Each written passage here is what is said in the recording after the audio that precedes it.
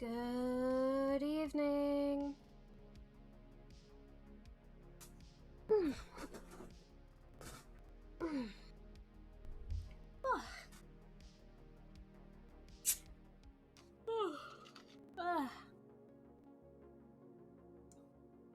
Get myself a sippy real quick before we get started. Hefe. Yes, we get the big sips. Some sips. I'm very sleepy, so tonight should be nice. And how I know it's nice is my camera stops recording me. 退屈。どこかに連れて行って。Max, welcome to the stream. I hope you're having a good night so far. I shouldn't be sleepy, and I know I shouldn't be. But that makes for the best, like, nighttime reading, right?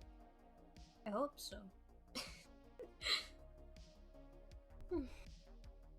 I really do hope everybody's had a good day so far. It's been nice. I can't complain myself. Let me see if I can't fix my tracking real quick. Because my tracking is really weird right now. Oh no. Oh no! That's not very ASMR. Saw you stream a professor on your... Yes! We're actually, we've been friends for a while. I'm doing great. Good to have you. Hold on, let me disappear myself for a second so I can do some stuff here. Hold on. I'm doing great though. It's been a pretty good day. I can't say that there's been anything different than usual, so I think it's all been good. But yeah, me and the professor have been friends for quite some time. Favorite thing? Oh, your favorite thing is watching anime. What's your favorite anime? We love anime around here, so I hope that you have what's your favorite anime? I hope it's something good. My favorite anime personally is Soul Eater. Soul Eater is definitely my favorite. It's a hard question. It is a hard question.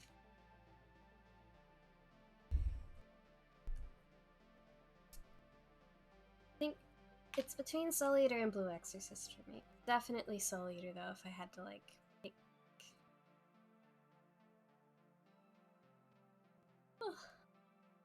Once we get everybody in here, we'll get started. Tonight's gonna be fun. Soul Eater or Baki. I respect it. Death Note, Soul Eater, or Baki, those are all good choices. I'm not a big fan of Baki, but I totally get the interest. I hear good things, but it's just not meant for me. Alright. I actually set up some ambiance. Soul Eater was my first anime. Mine too! Soul Eater was definitely my first. Tokyo Ghoul's too good too. It is. It really is. If I ever do like a cover of a song, I really want to do that. Gotta go with something Space Dandy. Ooh, Space Dandy is good. I gotta say, have you guys seen? I know for sure I showed Pikari. Have you guys seen the Cyberpunk anime trailer? I would totally recommend checking it out. Studio Trigger, 10 on 10.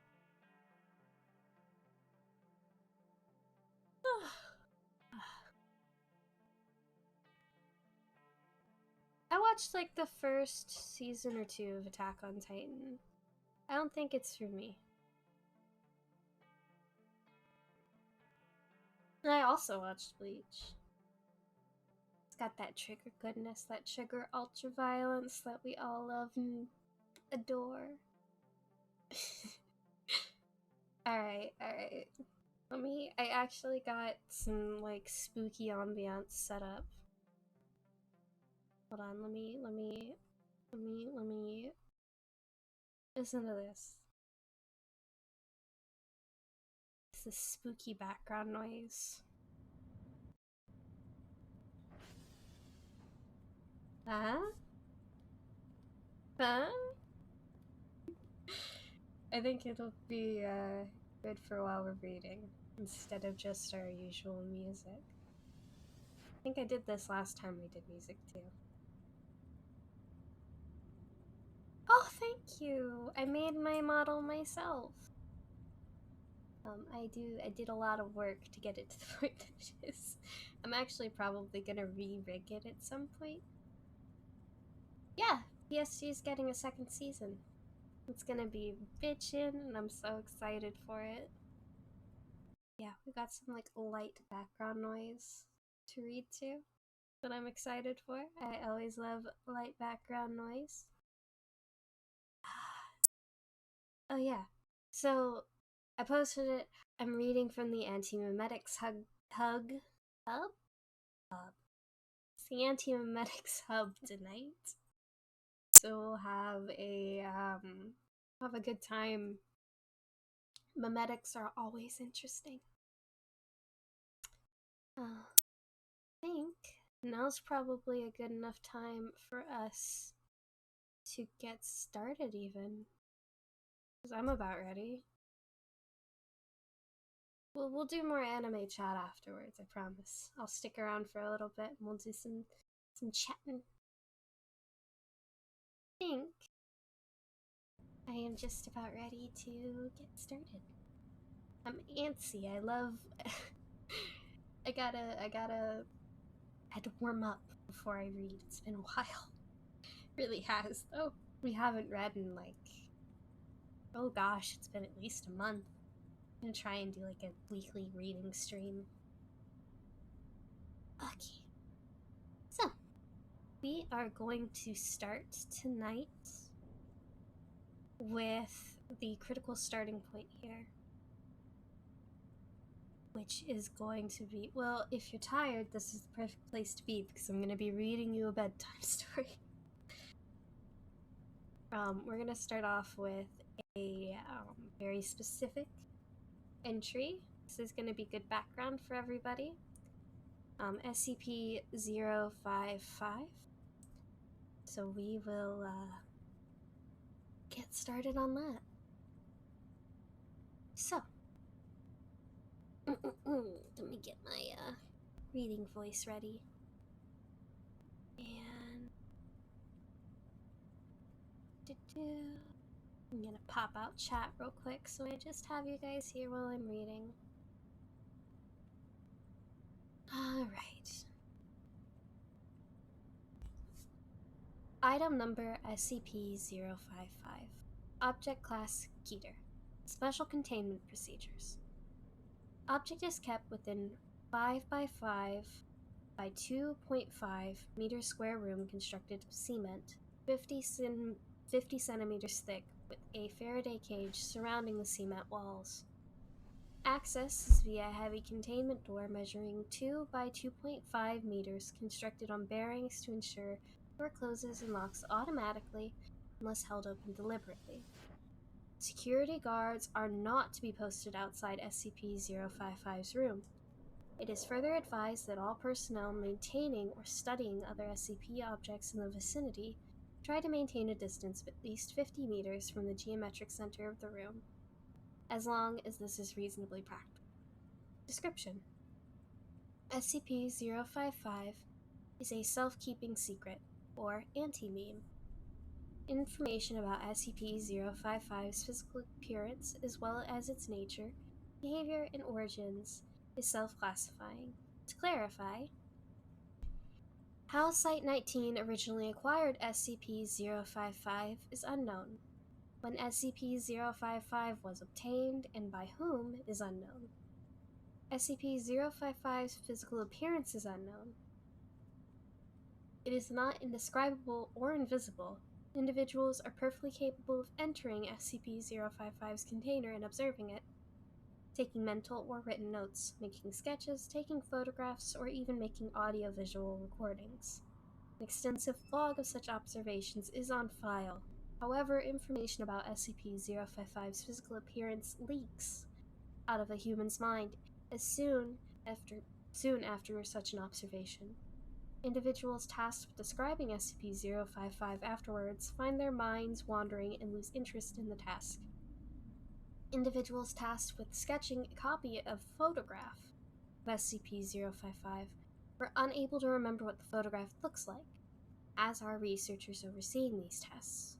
Security personnel who have observed SCP-055 via closed-circuit television cameras emerge after a full shift exhausted and effectively amnesiac about the events of the previous hours. Who authorized the construction of SCP-055 containment room, why it was constructed in this way, or what the purpose of the described containment procedures may be are all unknown. Despite SCP-055's container being easily accessible, all personnel at Site-19 claim no knowledge of SCP-055's existence when challenged. All of these facts are periodically rediscovered, usually by chance, readers of this file, causing a great deal of alarm. This state of concern lasts minutes at most before the matter is simply forgotten about. A great deal of scientific data has been recorded on SCP-055 but cannot be studied. At least one attempt has been made to destroy SCP-055, or possibly move it from Containment Site-19 to another site, meeting failure for unknown reasons. SCP-055 may present a major physical threat and indeed may have killed many hundreds of personnel, and we would not know it. Certainly, it presents a gigantic. Now I've gotten nervous since we last read. Oh no. Certainly, it presents a gigantic memetic field/mental threat, hence its Keter classification. Document number 055-1. An analysis of SCP-055. The author puts forward the hypothesis that SCP-055 was never formally acquired by Redacted, and is in fact an autonomous or remotely controlled agent inserted at Site-19 by an unidentified third party for one or all of the following purposes: to silently observe, interfere with activities of Site-19, to silently observe or interfere with activities of other SCP locations, to silently observe or interfere with activities of humanity worldwide, to silently observe or interfere with the SCP objects, to silently observe or interfere with Redacted. No action to counter any of these potential threats is suggested, or indeed theoretically possible. Addendum A. Hey, if this thing is really an anti-meme, why doesn't the fact that it's an anti-meme get wiped out? We must be wrong about that somehow. Wait a minute. If we were to keep notes about what it isn't, would we remember those? Bartholomew Hughes, NSA. Document number 055-2. Report of Dr. John Marichek. Hi Diablo, hi Goops, welcome to the stream. Survey team number 19-055-127-BXE was successfully able to enter SCP-055's container and ascertain the appearance and to some degree the nature of the object. Notes were taken according to the project's methodology, see Redacted, after which the container was sealed again. Excerpt from the transcript of personnel debriefing follows. Also, I hope you're having a good night so far, Goops. Welcome to the stream. It's good to see you, my friend.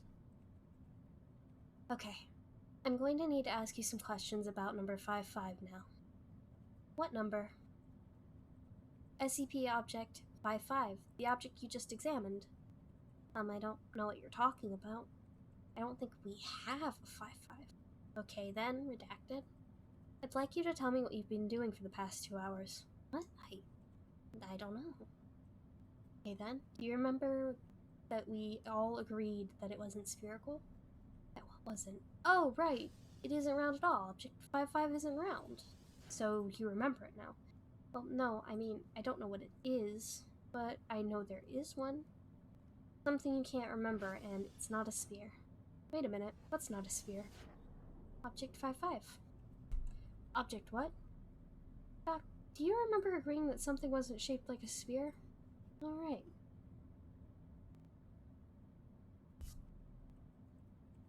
It's good to see you too. I'm glad that you're enjoying the island sanctuary. It appears to be possible to remember what SCP-055 is not, negotiation of facts, and to repeatedly deduce its existence from these memories. Personnel involved in survey number 19-055-12BXE. Oh! Gogo, Sophie, thank you for the raid. Hi, welcome. Let me introduce myself real quick. I am Iris. I'm a little techno demon. I like to read and play indie games.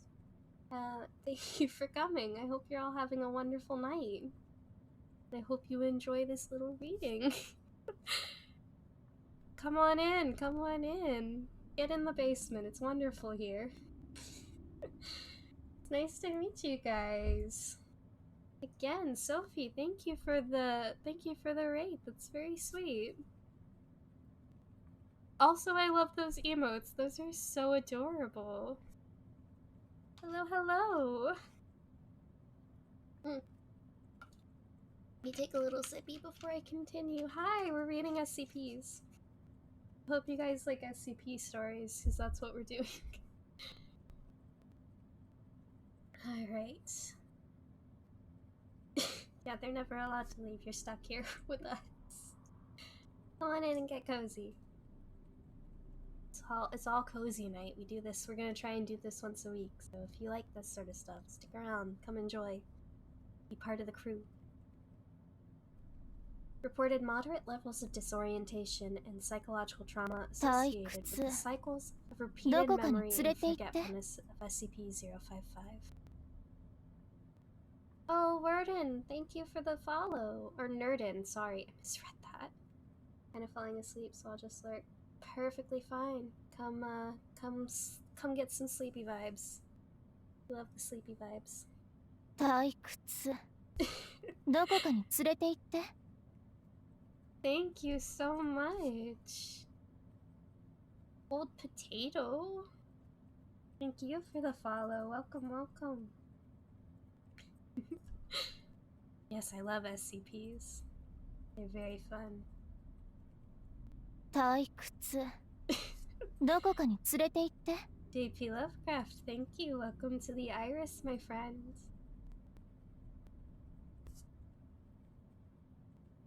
Okay.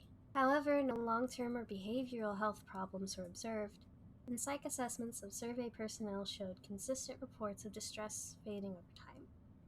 Recommendations. It may be worthwhile to post at least one staff member capable of remembering the existence of SCP-055 at each critical site. The next one we're going to be reading is going to be We Need to Talk About 55.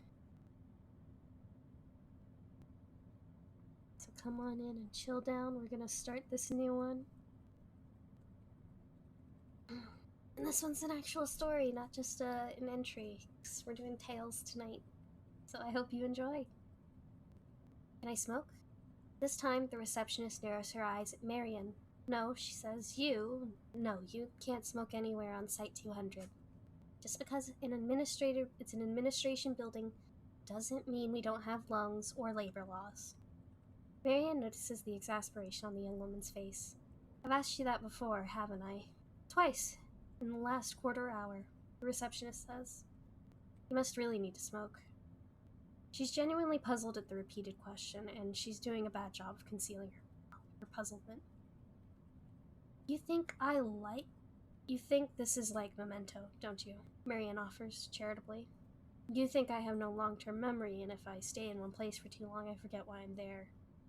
The receptionist is only just old enough to remember that film, I guess? Marion smiles sympathetically and shakes her head. It's not so simple. Minutes pass. She toys obsessively with her lighter.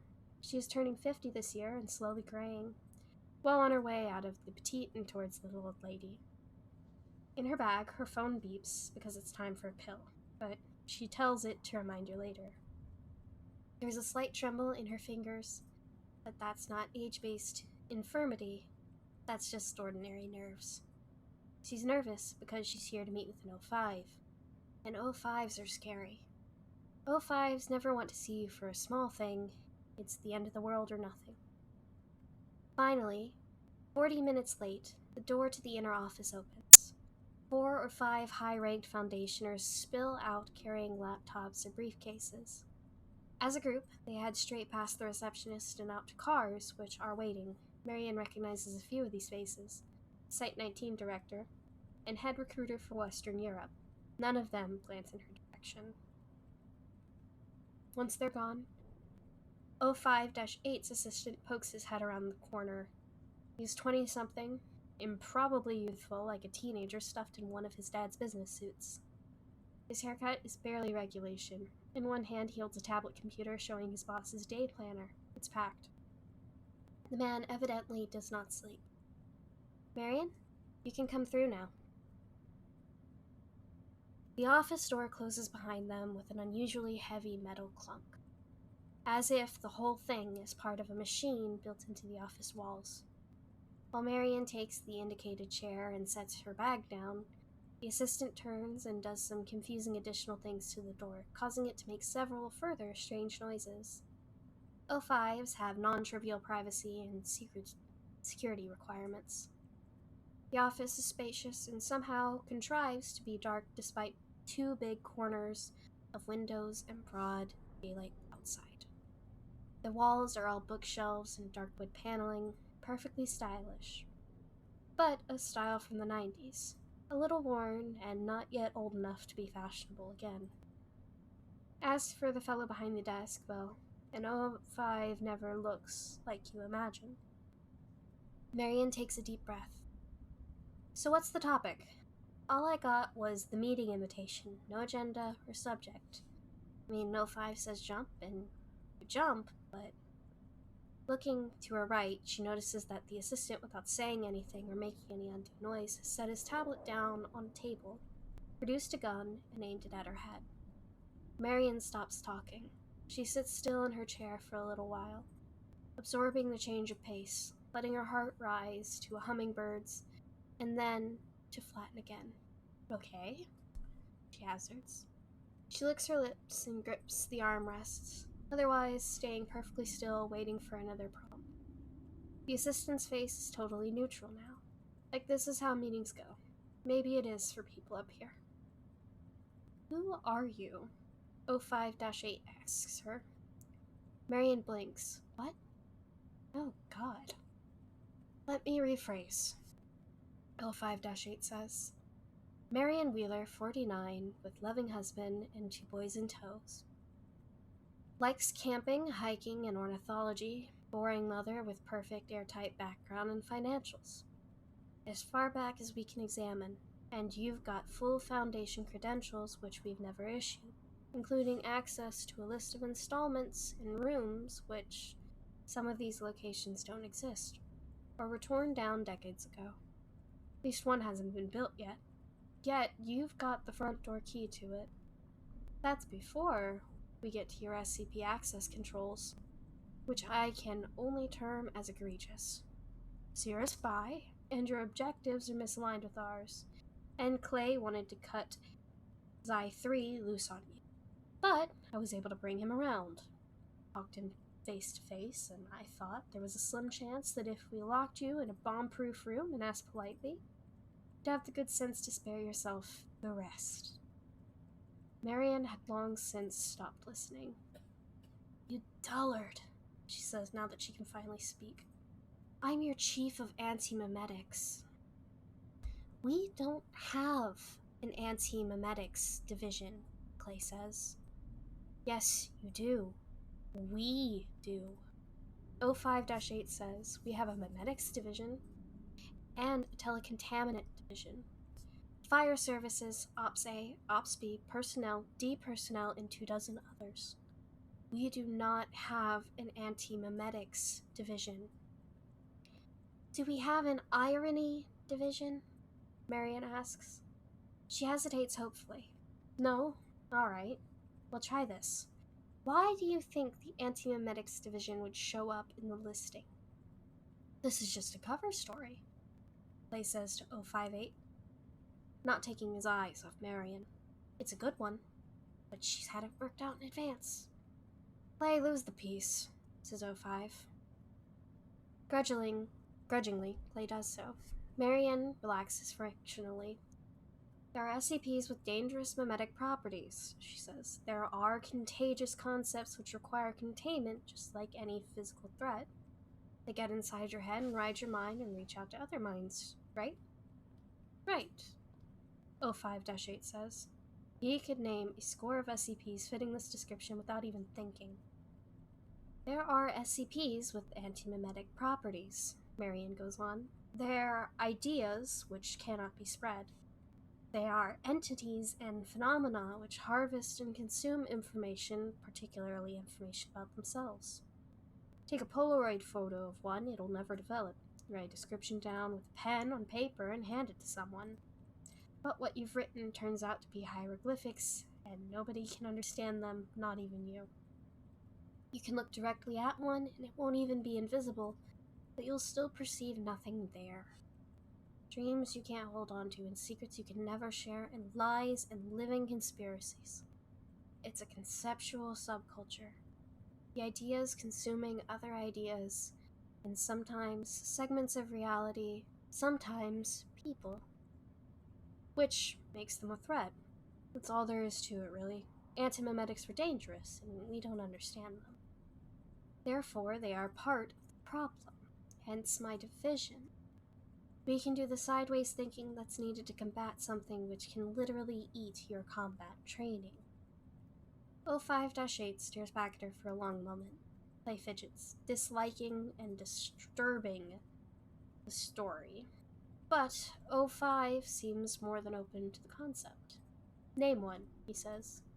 Name an antimemetic SCP. SCP-055, Marion says promptly. There is no SCP-055, Clayton retorts. Again, yes there is, Marion says. There isn't, Clay asserts. SCP numbers aren't assigned sequentially, there are gaps. That number hasn't been assigned. It's not superstition. We have enough to be concerned about.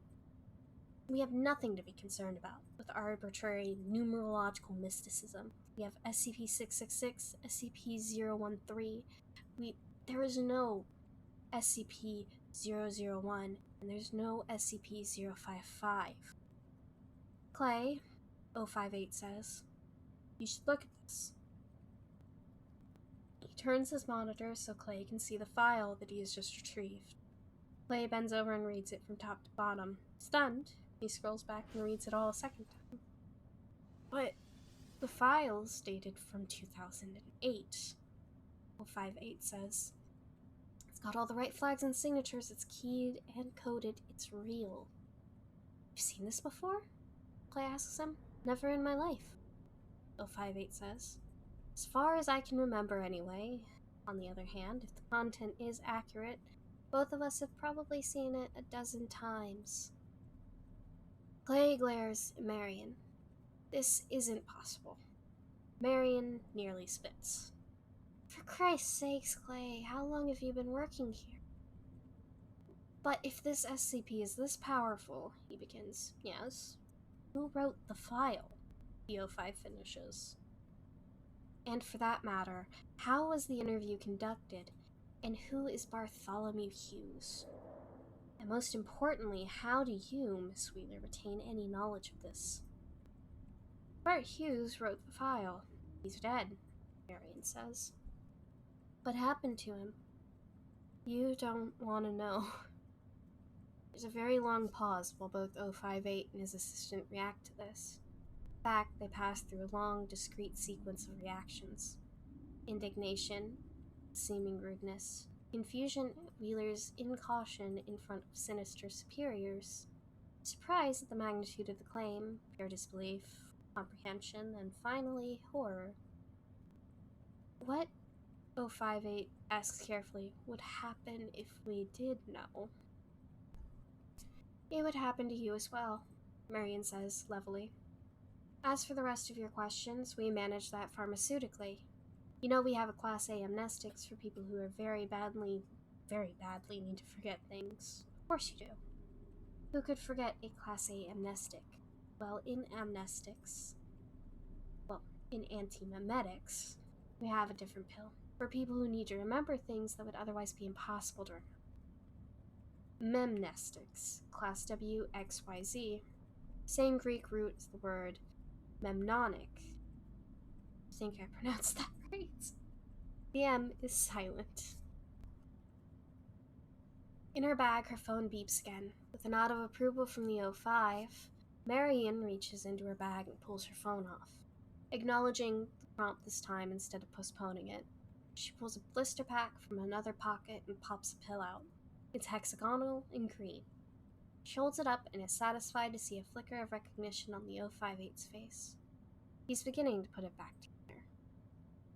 Marion says, these are Class W monastics. The weakest suitable for continual use. 2 pills per day. Go down to the site pharmacy and ask. The pharmacist will claim they don't stock any such thing. They're misremembering. Tell them to double check. 058 sighs. And now I think I get it. I see why we're having this conversation at all.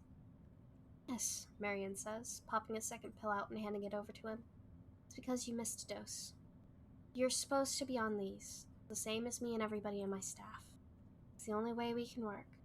You forget to take a pill, and then you forget all the information the pills were helping you retain. You forgot why you were taking them. Who gave them to you, where to get more, you forgot about me, my entire department, and now I have to bring you up to speed. If I take this, 058 says, I'll remember this whole conversation and we won't have to have it again. Hopefully not, Marion says. Clay pipes up. Should I be taking these? Sorry, kiddo, 058 says. Need to know. Maybe you were in urine 05 yourself. He swallows the pill, Marion swallows her too. So, what is SCP-055? 058 asks. SCP-055 is nothing, Marion says, now relaxing entirely. SCP-055 is as described in the file. Powerful information autosuppressor.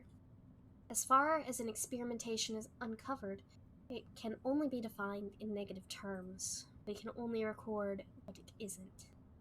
We know it isn't safe or Euclid. We know it isn't round or square or green or silver. We know it isn't stupid, and we know it isn't alone. But what we do know is that it's weak. It's weak because it's the only antimemetic agent in our possession which has a physical entry in the files. We have paper records of the thing. We have contamination procedures. It's not safe, which means it's dangerous, but it's contained. 058 blinks. We have procedures. Where? Marion points at her head. Then how many other anti-memes are out there? How much more dangerous do we get? 10 that I know of, Marion says. Statistically, probably at least 5 or more that I don't know of. This does not count the antimemetic entities freely roaming these halls, not under containment. There are at least 2 in this room with us right now. Don't look. I said don't look. It's pointless. 058 does an impressive job of controlling himself, keeping his attention focused on Marion. Clay doesn't fare so well and quickly sweeps the whole room, even checking behind his back. Making an ass of himself, essentially, he finds nothing, and he looks baffled. There is an invisible monster which follows me around and it really likes to eat my memories, Marion explained, patiently. SCP-4987, don't look it up, it's not there. I've learned to manage with it. It's like a demanding pet. I produce tasty memories on purpose so it doesn't eat something important like my passwords or how to make my coffee. And what's the other one? Clay asks. With another nod from 058, Marion goes to her bag again. This time she pulls out a gun and shoots Clay twice in the heart. More aghast than in pain, Clay collapses sharply against the bookcase behind him. Pulling his head around to face Marion, he manages, How did you know? Marion stands, aims more carefully, and shoots him a third time. this time in the head. 058 again does an impressive job of not reacting. That's Clay's gun, he says deadpan. You stole it from him. It's tricky to steal firearms from someone this heavy without them noticing, Marion explains, unloading it and carefully settling it down onto the counter. But stealing a firearm and then stealing their memory of the theft is a little easier. Like I said, a pet. Some pets are dumb enough that they can be trained. Yes, 05-8 says evenly. That much I'd guessed, but why? Because you were supposed to be taking Class W Monastics, Marion says. You can't skip a dose of Class W Monastics. I've tried.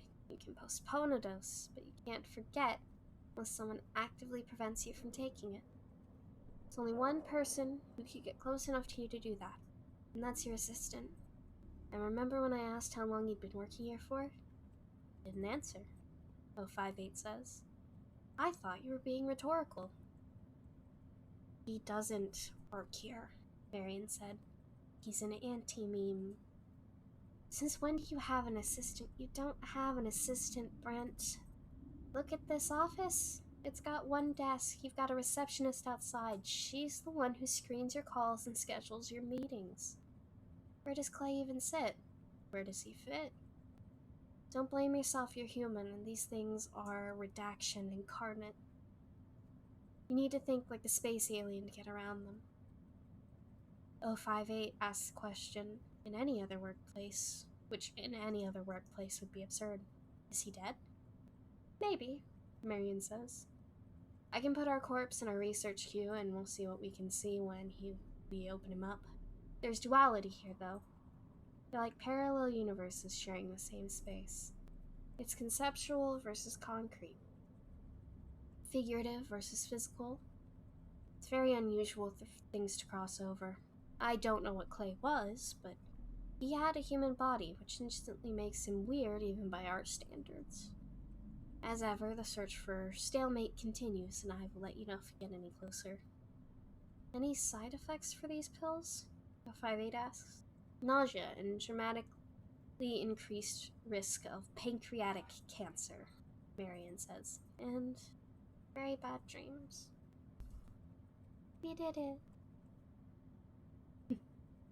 And that one was, we need to talk about 55. I think the next one on our list is Introductory Antimemetics. Are we all having a good time so far?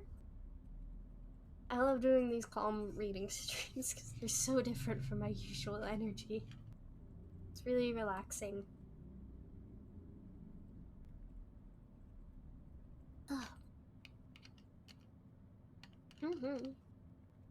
Take a quick break and just chat for a second, because I know these can be awfully long stretches without me interacting too much. So I want to make sure you guys are doing good. Oh gosh. Yes, it's sippy time. I've unshrimped myself too, so you know, we're all good there.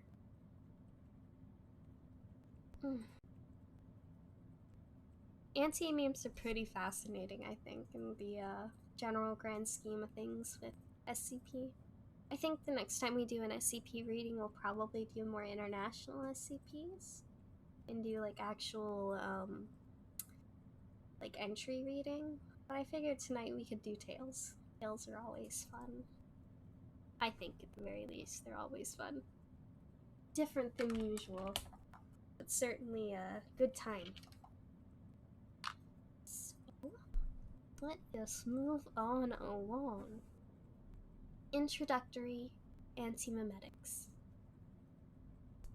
Junior researcher Kim has been working for the Foundation for all of 4 hours, and he feels pulverized.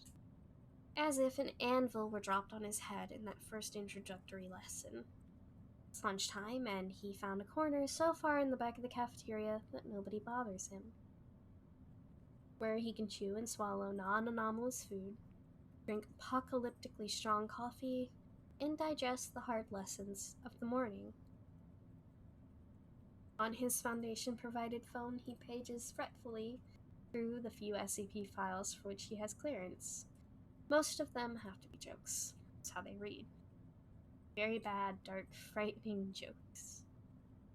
Kim's one of 11 junior researchers in the new intake, and the other 10 are sitting in a separate group at a separate table, chatting animatedly to one another. There are some instructors here and there munching sandwiches.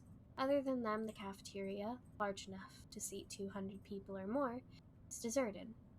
To Kim, that seems odd. Site 41 is large. 3 skulking buildings with significant basement space, buried casually in the forests of central Colorado. Where is everybody? A man in a gray suit walks into the cafeteria, makes eye contact with Kim, and strides purposefully over. The man's suit is sharp enough to cut. He wears a tie pin and a platinum wristwatch as big as a brick. He looks badly misplaced. Site 41 is a working site. There's training, education, research, development, analysis, and even the containment of a very few safe SCPs going on here. Executives shouldn't be here. So what is he? Lost exec trying to find the helipad, or researcher or instructor dressing for the job he wants, not the job he has?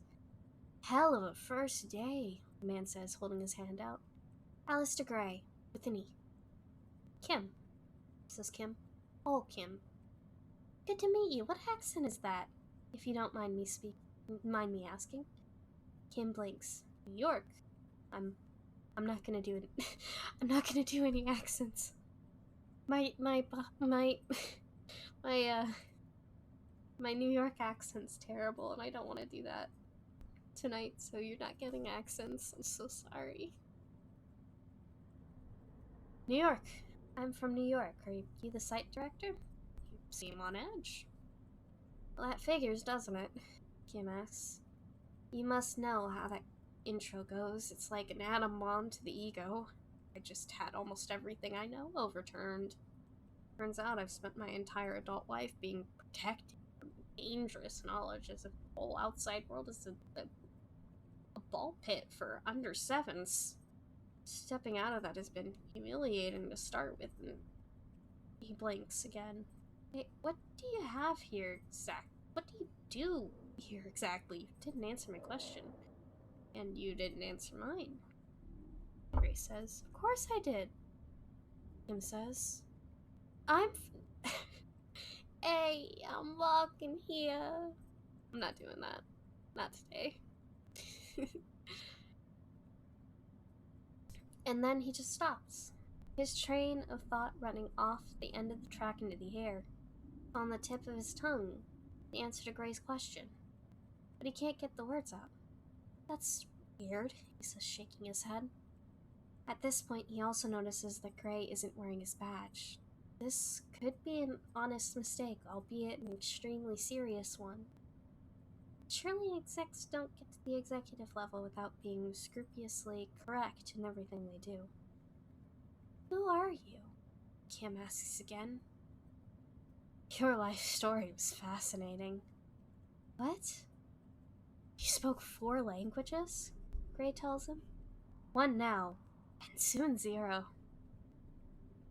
Too huge an intellect to specialize your education was a fusion of biochemistry and comparative literature. It felt as if you'd die if you couldn't find more foreign thoughts to cram into your head. You've been all over the world hungry, and every country you've been to is like landing on another planet. You toy with anthropology. There's too much world for one human race to ever understand, let alone one human. There's too much human race. We should par it down. Kim nods. Would you excuse me for a second? He gets up and hurries to another table, to the instructor whom he met earlier that day. When Kim gets close to her, he feels a kind of staticky sensation building up. Tries to stake her shoulder, and succeeds in moving it a little, but it's like reaching through tar. Hey, there's a problem. There's an intruder. I think it might be an SCP. Doc, look at me. Hello? She doesn't react. He tries to gargle. Gag tries. Messing up again, I hate it. Tries to gaggle the fellow newcomers as well, but they keep chattering and hypothesizing, obviously, to him, shouting, God, oblivious. Oh, my perfect reading. Ruined slowly by my terrible dyslexia. Oblivious to him, shouting and clapping in their ears. Hey, people, listen to me. No, no, no. He looks gray. He looks back at Gray. You ever get started on something and realize that you're messing up way too hard and now you're just nervous? That's where I am. Hold on, let me restart the sentence and we'll recoup and maybe I'll be better off. Oh gosh. He looks back. Gray has stood up and started moving towards him, still with that confident smile, and there's definitely something wrong with him now, because he's visible through the tables. Like an augmented reality holoprojection jammed inside Kim's eyeball. Kim realizes with a stab of fear that he can even see Gray when he blinks. His eyelids close, but Gray is still there.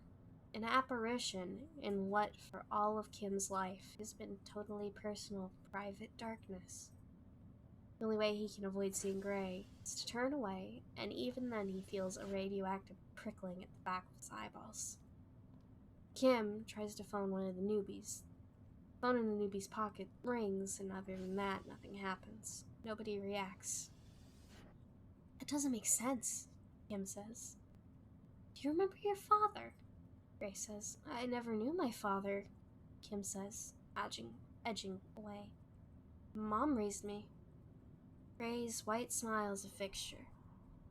These people loved your perspective. They were going to put you to work on anomalous antimemetics. They don't remember you exist. You don't exist. Kim says mainly to himself, there aren't any dangerous SCPs on this site. It's a safe site, so either you're not dangerous or nobody knows you exist, and if nobody knows you exist, then that means you're either brand new or you're... What's an anti mean? Hell of a first day, Gray says. Are you sentient? Kim asks. You seem on edge, Gray says. Kim bolts. He exits the cafeteria, turns down the corner, and runs 10 or 11 paces down the corridor to where there's an elevator. He stabs the down button and waits. The elevator door is highly polished, reflective. Kim catches the side of a face in a mirrored surface and falls over with shock, because it's a face he has never seen before. And it's apparently his own. Jesus! Oh no, no, no. Apples, what the hell? What the hell? Gray comes around the corner, still only strolling, just as the elevator clicks open. Kim dives in and punches the lowest floor, basement level 8. It's instinctive, although he could rationalize the decision in retrospect. He can't just get in his car and drive. It's better if Gray stays on site than if he's loose in the rational reality.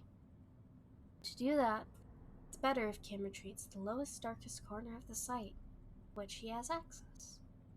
And then he waits for Gray, and then locks all the doors behind them, and he waits to die. The elevator starts descending, and the apparition of Gray, visible through the doors and floors, disappears upwards, shrinking with distance and perspective, but still smiling broadly down at Kim. Kim paces in the elevator. I don't remember what my face looks like. Said it had eaten all my secondary languages, but I don't remember learning anything other than English, so it's eating my memories. It's consuming information, and I can't contact anybody directly, which means I'm on my own. I'm not trained for this.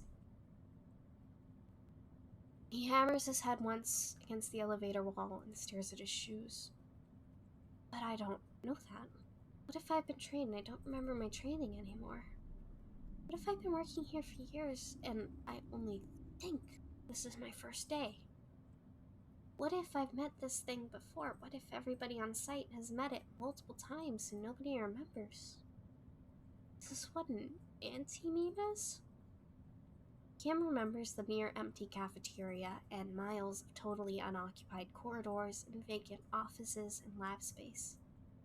Maybe it's not just eating my memories. Maybe it eats people whole, moves them completely from history. Maybe it's been haunting the site for years, and that's why the site's so empty, because it's nearly finished exterminating us all. I need to get out. I need to warn somebody. How? I can't talk to people. I can't phone them. I should write an SCP. Surely someone's already thought of that. He pulls out his phone. He pulls out the listing. Nearly 10,000 SCP entries, 100 of them are tagged Antimemetics alone. Kim clears his mind. Gray with an E. Grey 4739. SCP-4739. Object Class Keter. Special Containment Procedures. I am disregarding the format because time is a factor. If you are reading this, you've already been isolated from the Foundation at large. Attempts to signal for help are futile. You are now inside 4739's gullet. After ingestion and prior to digestion, you need to get to lab S041-B08-053 as soon as possible and continue research until you find a way to stop or kill Gray before it kills you. Don't read the rest until you're in the elevator. At that moment, the elevator doors open at basement level 8. Alistair Gray is waiting, still smiling disarmingly. He steps forward. Desperate, Kim hurls his phone overarm at the creature's forehead. It's a solid chunk of metal, and it's a dead hit. Gray reels backwards and cracks his skull against the wall, and by the time he recovers, Kim is out of sight. Tearing down the hallway down the left corridor, just echoing fading footsteps on concrete. 2 45-degree turns, and room 53 is in sight. The door at the farthest end looks like a submarine bulkhead. Kim spots the keypad from way out. 4 digits. He tries 4739 and it works first time. The bulkhead mechanics take agonizing seconds to open up. Come on, come on, come on. Do you remember your mother? He hears Gray called from down the corridor. I never knew my parents. I was an orphan. Kim hisses under his breath. For a split second, he wonders what Gray might really mean by that. But he doesn't have time to dwell on it. The bulkhead opens. Kim slides in and pulls it close behind him, locking the mechanism up again as if that'll buy him enough time, enough seconds. The lab inside is sizable, windowless of course, and stacked to the ceiling with a jumble of equipment which Kim hardly recognizes. There are pieces of thick, shattered glass underfoot. In the corner, there's a computer terminal, locked. Kim unlocks it, and there's the same entry waiting for him. Description: SCP-4739 is a powerful, slow-acting antimemetic kill agent taking the appearance of a male Caucasian business executive calling himself Alistair Gray. SCP-4739 is attracted to dense clusters of organically stored information. Essentially extremely knowledgeable and complicated, interesting people. SCP-4739 isolates its victims from the outside world by enveloping them in an antimemetic field which makes it impossible for the victim, or anything done by the victim, to be perceived or remembered. SCP-4739 then consumes its victims' memories and knowledge until they become vegetative and die. This process takes between 15 minutes and 2 hours and is described as being like the Alzheimer's disease in fast forward. SCP-4739 is not believed to be sentient, although it imitates the behavior of a sentient being to the extent that it can appear sentient to inattentive people. Its victims are able to move and act freely, since it is impossible to escape once caught, or to signal for help. Communications such as written notes, graffiti, and electronic mail do get sent, and persist in reality, but SCP-4739's effects spread within each message, making it impossible for an external observer to perceive the message until such time where SCP-4739 catches them too. The SCP entry which you are currently reading is created and maintained by the victims of SCP-4739 because it is only visible to the victims of SCP-4739. You are reading this SCP entry. SCP-4739 has caught you. You are now isolated from the Foundation at large and constitute an effective Foundation of one. You have 15 minutes and 2 hours to reach Site 41, Basement Level 8, Laboratory 053. Familiarize yourself with the existing research and continue this research until you find a way to contain it or to decommission SCP-4739, or more likely die. If your field of expertise is not related to antimemetic containment, we sincerely apologize and advise you to start learning fast. SCP-4739 has consumed 1, 2, 3, 4, 5, 10, 15, 20, 25, 30, 35, 40, 45, 50, 55, 60, 65, 70, 75, 79 Foundation researchers since we started counting on August 3rd, 2013. You are reading this entry for the first time. Please add a mark. We estimate at least 50% of victims never make it as far as this database entry, so the true victim count may be more than twice this figure. But how do I kill it? Kim screams. He scrolls and scrolls through the research, which is chaotic and haphazardly arranged, because nobody's found this for seconds to sort it out. There are dozens of separate lines of research contributed in patchwork by a succession of victims, all ending with variations on the same final line. I'm going to try X. If you're reading this, X didn't work and I'm dead, which means approach X is a dead end, and you have to think of something else. He reads, nobody has succeeded in physically engaging with Gray. Nobody can stall it, evade it, slow it down, reason with it, or redirect it to some other target. People have tried poisoning their memories with indigestible ideas, drip-feeding their memories to Gray to slow him down, replacing their memories faster than Gray can eat them, and force-feeding Gray too many memories at once to overfeed him and blow him up. They've tried unaliving themselves, because I can't say that word on TikTok, I don't think, and I don't think I can say that here on Twitch. By Class A Amnestic OD, none of it worked.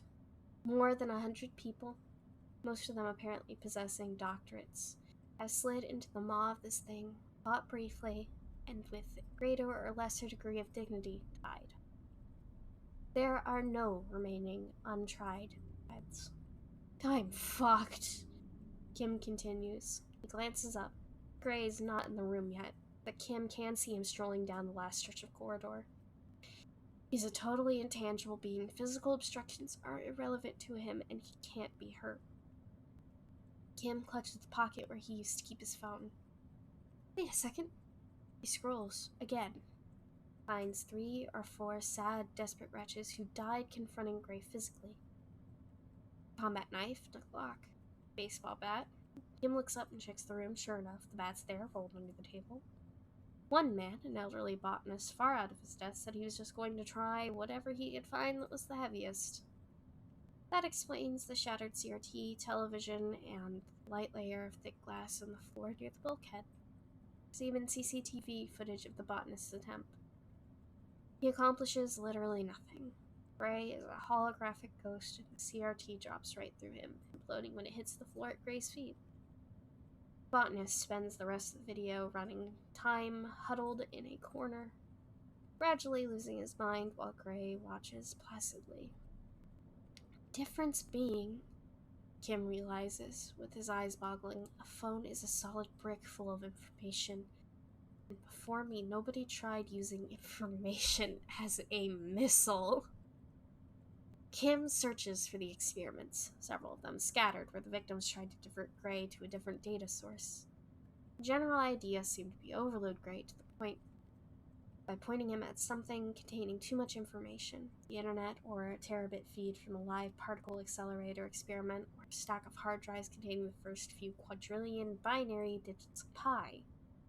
Nobody could figure out a way to distract Gray's attention. Prominently placed screens full of data he would ignore. Data beamed at him electromagnetically had no effect, and nobody could figure out a way to tunnel the information through the victim's mind as extra memories.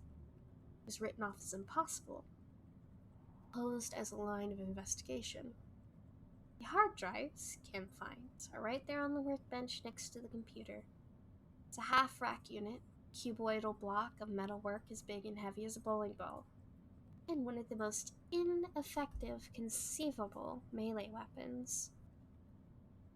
Kim snatches up the 3 longest pieces of an Ethernet cable he can find and starts plaiting them into a chain. Then he remembers who he is, and where he is, and what his responsibilities are. He goes to the computer to the SCP entry, adds himself to the victim tally, and writes up exactly what he's about to try, because he might not be the last one, and the world needs to know that he did this work. Gray comes through the lab bulkhead to find most of the equipment in the room toppled to the floor to create a room with a black and silver drive array that Paul Kim is whirling around his head. On a 2-meter chain made of plated network cable, it makes a low thrumming sound as it whirs. Gray is not intelligent enough to stop moving forward and catches the array directly in the side of the head, rack mount, point first, like a morning star. Gray absorbs a few trillion digits from the impact, but it's not enough. There's a green snap of light and a noise like a subway train short-circuiting, and Gray's a pile in the corner. His head caved in and the driveway partially demolished to pieces around him. Kim decides that history can fill up whatever quip it likes best. It was chewing its way up the Antimemetics Division hierarchy, Wheeler tells him in the aftermath. It was only a matter of time until it bit down on somebody dangerous. Congratulations on demonstrating a basic level of competence when it counted. Dozens of others couldn't. Kim still feels rattled, but the shock is dissipating faster than he'd expected. Marion Wheeler, turns out, is the Antimemetics Division Chief. She is Kim's new boss. I want to say it's dumb luck, Kim says. I want to say I just threw my phone. It was instinctive. It was muscle memory. It's my first day and I got lucky as hell. I want to say those things. But I'm sitting here and turning those statements over, and none of them would be true, would they? Wheeler waits expectantly and says nothing. You're not my new boss, Kim says. You're just my boss. This isn't my first day at all. I've been working here for, well, must be over a decade, right? I think I've been a professional antimemetics researcher since at least the mid-2000s. And it's just that the first thing Gray ate was my memories of everything past my first day. And even then, I see very little luck in what happened today, Wheeler says. Instinct and muscle memory are just deep forms of training. Like I said, basic level of competence. An ability to piece your own life and all of your past knowledge back together faster than nearly anybody else.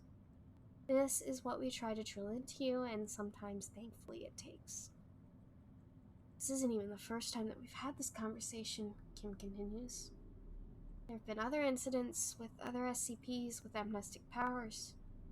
You've sat there and watched me put myself back together before.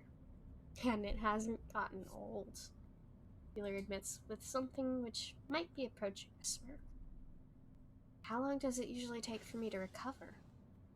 A few months, Wheeler says. But, you want the honest truth. People in this division are as competent on day one as they'll ever be. You come to the job firing on all cylinders or not at all. The rest is just fine-tuning chemistry. So, what you're actually saying is you don't care about my mental state and that you need me back to work now, Kim says. Wheeler nods. I need an updated SCP entry just to begin with. need you to nail down the model for Gray's predatory pattern and exactly how you defeated it. I want you to work out what you did with the bodies, disintegrated, or just left them lying around the site and rotting perceptibly cloaked heaps. I need countermeasures for when it comes back. It's not dead. Wait, Tim says. I think I know this one. It's coming back to me. Ideas don't die. Yay! Take a little stretch break. Let me unstrip myself. Oh! And there goes the glitch, because that always happens when I do a little stretch.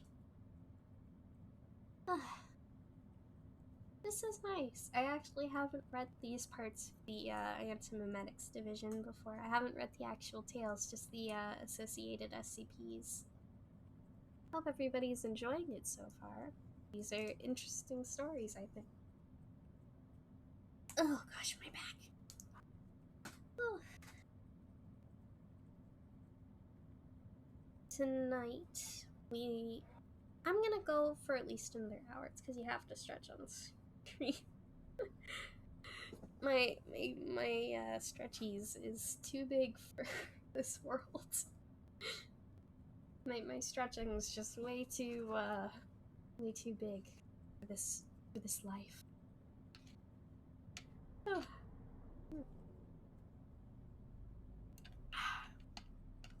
I'm not even drinking water. I should probably get water at some point.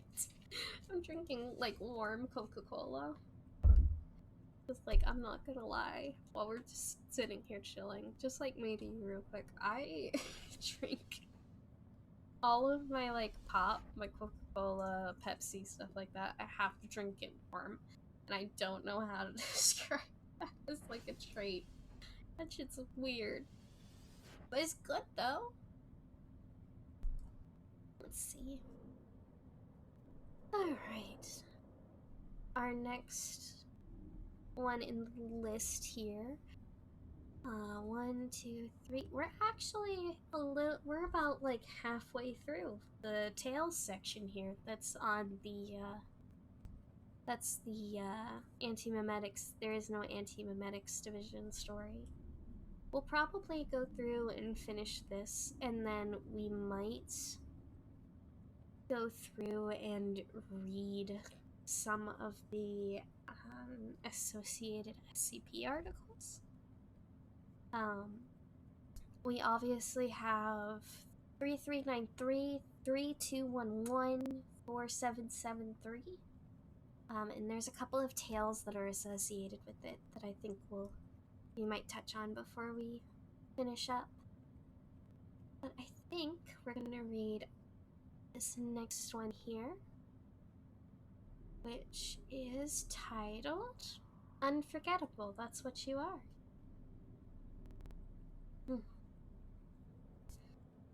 Alright, let's get this show on the road.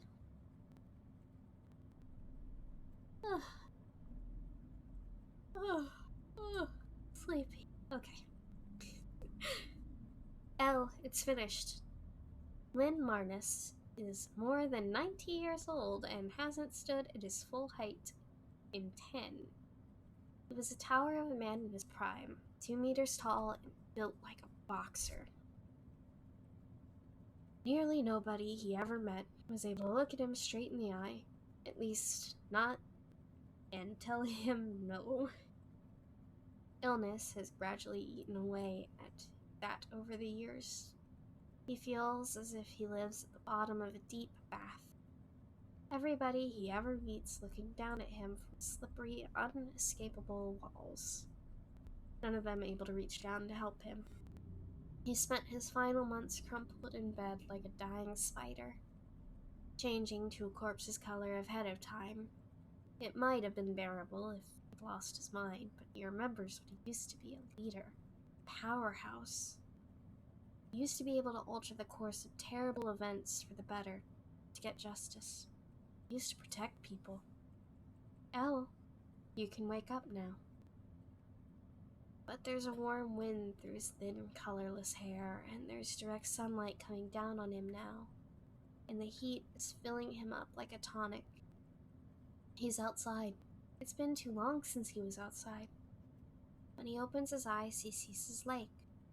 The one in the northwest, which he used to have all to himself every summer. He's on a boat, his boat, lying on a blanket laid on the deck. A few kilometers away behind them is a little lake house, empty. It's perfect. He didn't know he had the strength left to safely leave the hospital, let alone travel this far. But if he'd put his mind to it and selected a final moment, this might have been it. You remember me? Marnus looks, with eyes which are strengthening. The woman speaking is sitting on the deck beside him, attentive. She has a large plastic box filled with medical supplies open in front of her, and a light suit jacket laid on the deck beside it. She has her sleeves rolled up so she can work. As he watches, she carefully disposes of a needle. A dim memory surfaces and starts taking shape. The woman is twice as old now as when he knew her last, and visibly twice as confident. It would be difficult to forget her. He taught her everything he could remember at the time. He remembers her as a field agent. He remembers sending her through hell a fistful of times. Arian. Elle, the woman softly explains. You died. You died surrounded by a grieving family. They loved you very much and cried over you. Your funeral for the fake is in a few days, but unfortunately you won't be able to see it yourself. You're dead now. And this is what comes next. Marion Hutchinson. Marnus feels gold running through his bones. Miracle juice. It's Wheeler now, but she doesn't correct him.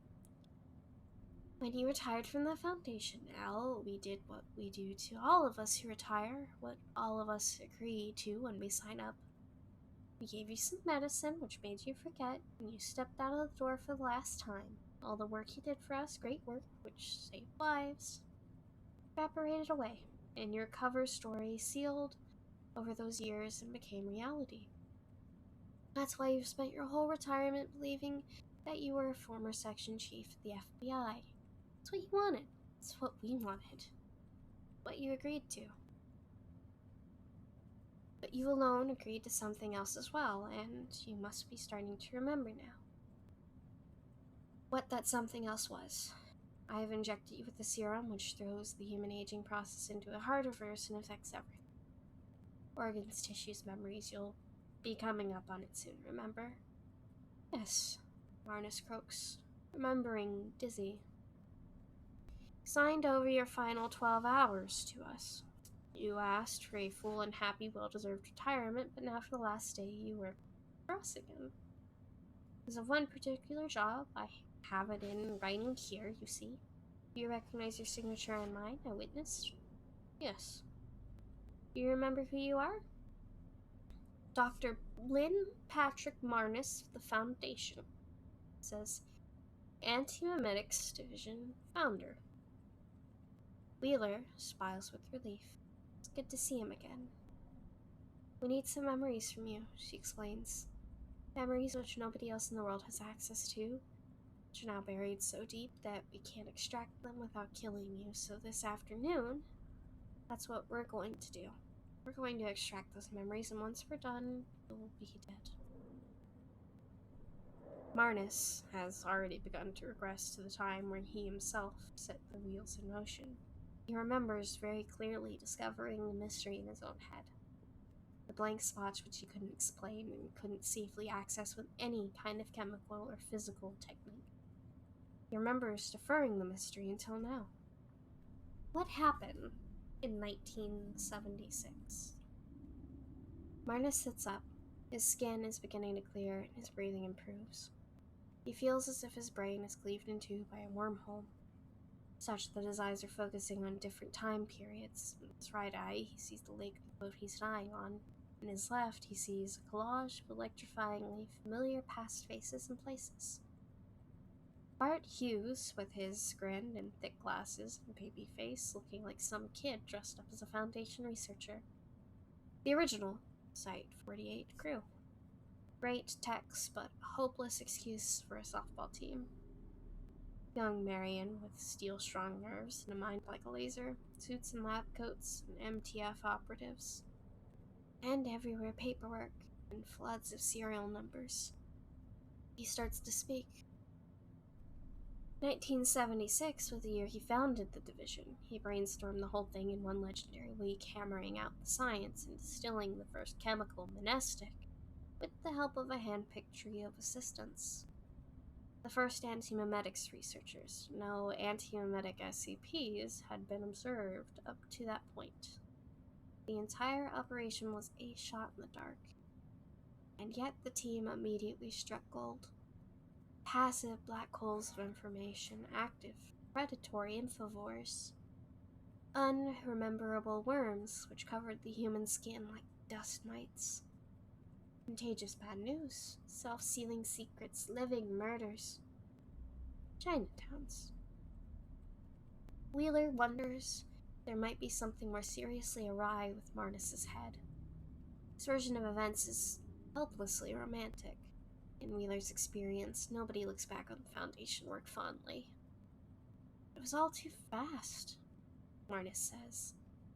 Special containment procedures take time to develop, much more time than I took.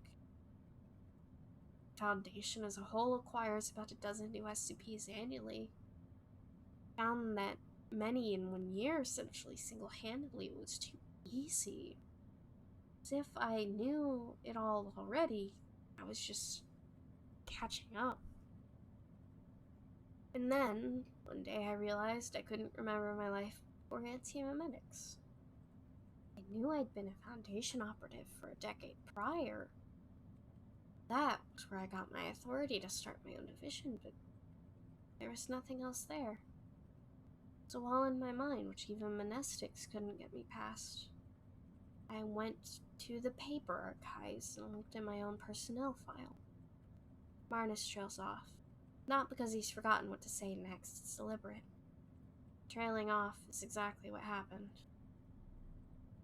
You woke up back at your desk, half a day later.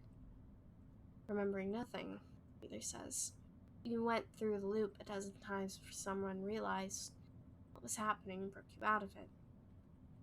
Wheeler knows all of this, and the file still exists, and the antimemetics effects still cloud the back half of it. All of this would be over in a second if that back half could be read. Marnus goes off. I assembled the evidence, that's what I thought. Well, look, whole, like a jigsaw with only edges and corners. I did the only thing I could do. I looked at the shape of the hole, and together with Bert Hughes and the others, I formed a theory. This is not the first Antimemetics Division. Before 1976, there was another one. I was part of that division. Possibly I led it. Certainly I am the only known survivor of it. Something happened to that team. Some antimemetic force chewed up and swallowed the idea of the Antimemetics Division. I was let off lightly. I lived. The rest of those people, however many of them there were missing without a trace. Wheeler nods. This much we know already. I was there when you wrote the note, remember? The question is known. The answer that we can't get to without killing you is what we need. The answer that we've waited for all these years. I'm going to ask you, what happened?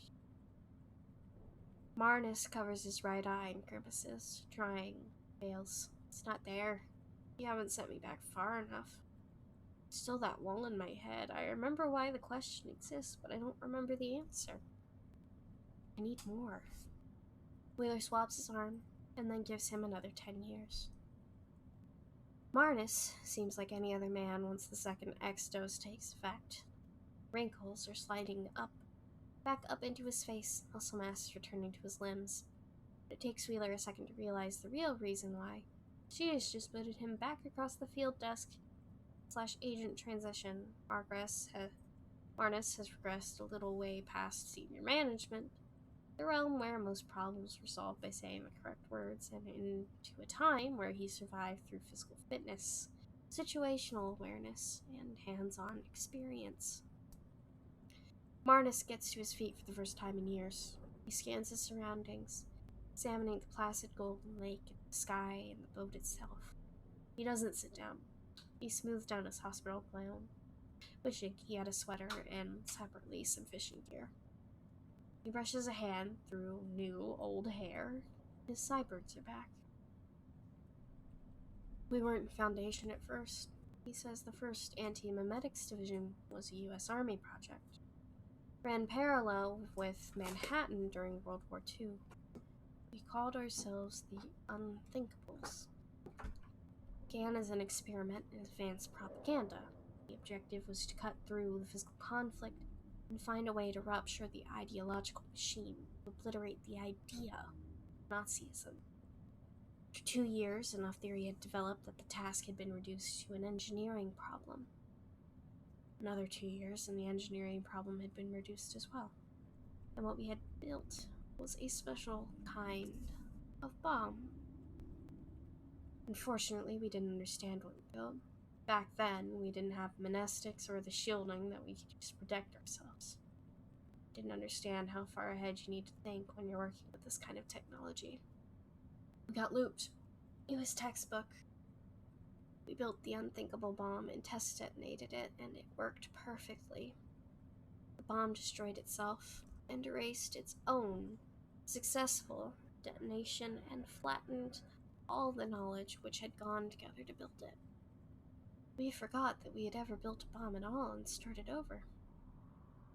To our credit, we realized pretty quickly what must have happened. There was a 4-year gap in our progress, and there was no other way to explain it. But by the time we put the pieces back together the second time, the war was almost over. Nazis had been defeated by conventional means, and the Japanese had been broken by the first atomic bombings, so we completed the second anti-memetic bomb, and after that, we sat on it. Marion Wheeler is silent for a long moment. The U.S. Army, she says doubtfully, was secretly developing anti-memetic weaponry as early as 1940. We sure were, Marna says, with more than a hint of pride. Of course, there's no one in the world who could back that up. That's right, Marna says, flashing a smile he hadn't flashed in decades. You only have my word for it. Cute, huh? Still, this is why you resurrected me, isn't it? For the sake of one more good war story? God, I missed shop talk. I resurrected you because I want a very specific question answered, Mother says. Though I can see that in a way you've already answered it.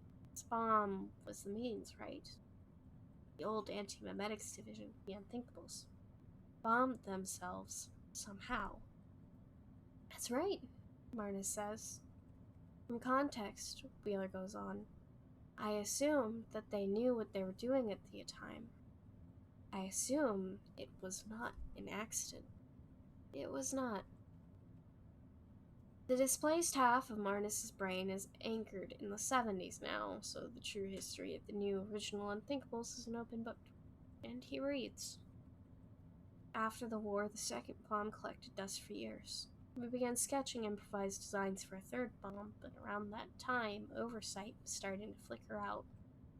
We completed our research and production objectives and were given no further instructions. Funding became shaky and we couldn't figure out why. It wasn't entirely clear that the project overseers knew what we were doing or even that they remembered we existed. It was a side effect from our research. Of course, one we had no way of managing at the time. In 1951, a cult movement began in Ojai, California. It was wrong. Everything about it was just wrong. In a matter of days, it was a national phenomenon still growing. It was all over the news. To spread that far in months would have been credible, but days was simply impossible. Me and the team could see the philosophy behind the cult was unnaturally contagious. It's the opposite of unthinkable. It was unforgettable. We knew that this was what our bomb was designed for. We prompted the overseers for direction, but there were no orders. At the time that the outbreak began, we were a U.S. Army laboratory through and through. 8 days into the crisis, the Foundation acquired us. All the classified research, all the material resources, and all the compliant top staff, including me.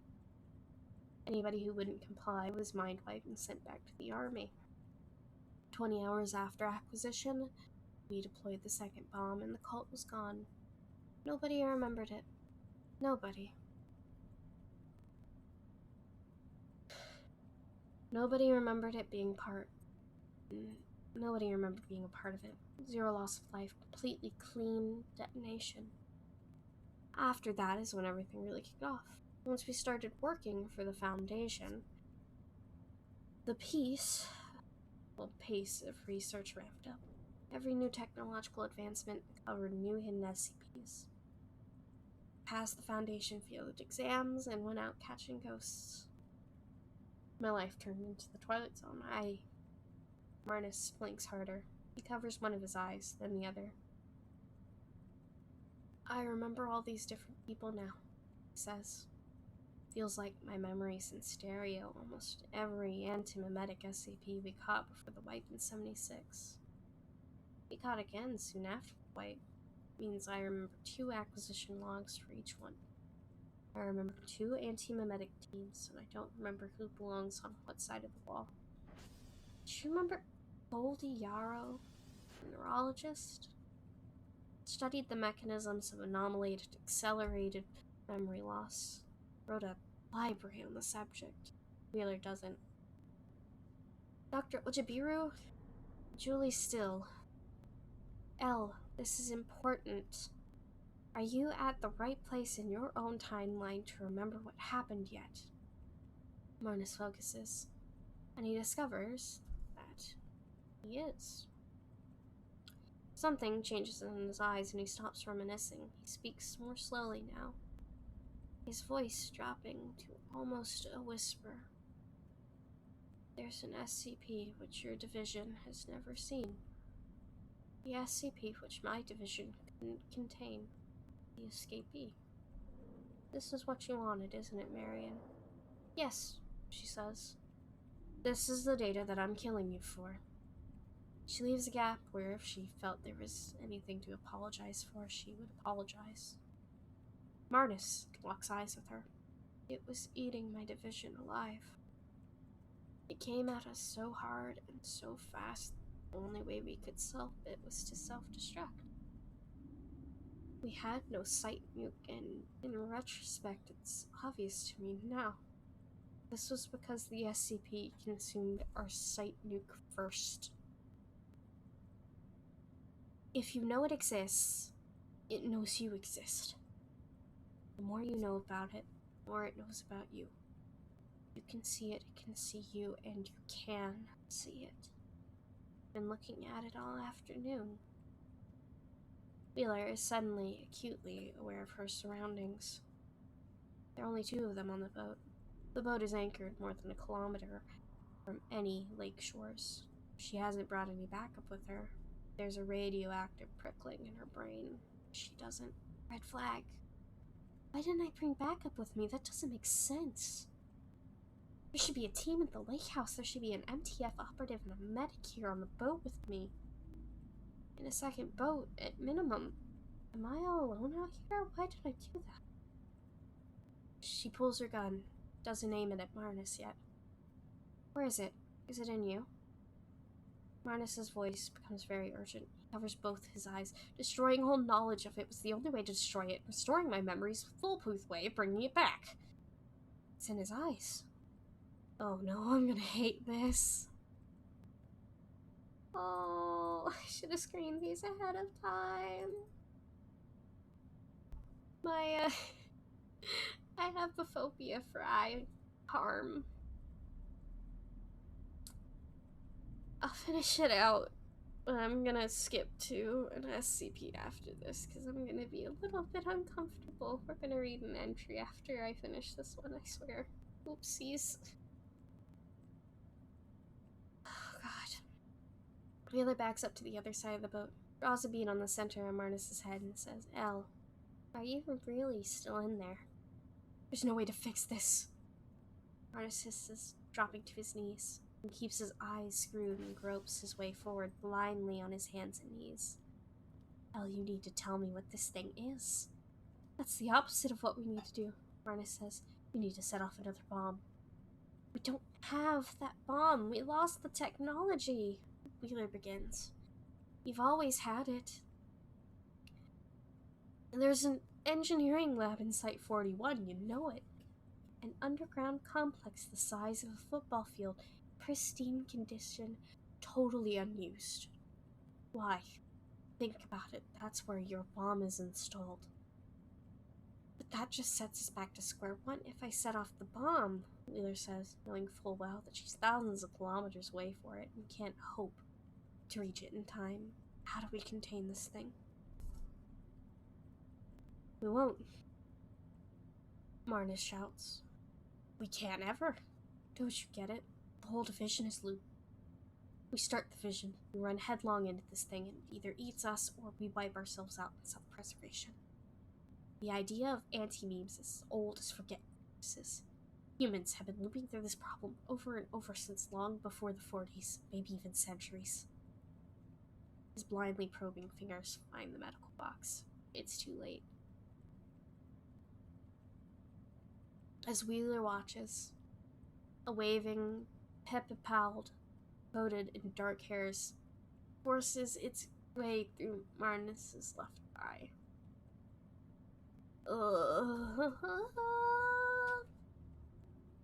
I should have screamed this. What the fuck? Ah! Ooh. Sorry. The mental image of that's just really bad. Ugh. Marnus screams, still on his knees. He grasps at the pepper pound with both hands and tries to break it, but it's solid, as if it has bones inside of it. What is it? Wheeler shouts at him. That can't be the whole story. Where is it from? What does it want? Can it reason? Can it speak? Help! A second spider leg, significantly longer and spindlier, slides out through Marnus's trachea, ruining his throat and voice box and producing a gout of blood. Gurgles. A third leg shoots from his abdomen like a spear. Wheeler shoots Marnus in the head. Marnus falls forward, limp, then rises back up after a second, lifted by 3 spider appendages, as if he was a puppet being controlled by something gigantic and invisible. His arms raise, as if suspended by wires. Wheeler squints. She fires 4 more shots over Marnus's head and likely to the body mass of the invisible puppeteer and fires the rest of her clip almost directly into the sky. The whole boat vibrates along with the surface of the lake as if responding to infrared sound or a localized earthquake. Then, the boat shudders violently and starts to lift out of the water, raised by more unseen appendages. Wheeler holsters her gun and goes for the medical box herself, pulling it away from Marnus's floating feet. There's a compartment with Class B amnestics, the fast-acting stuff, and serum.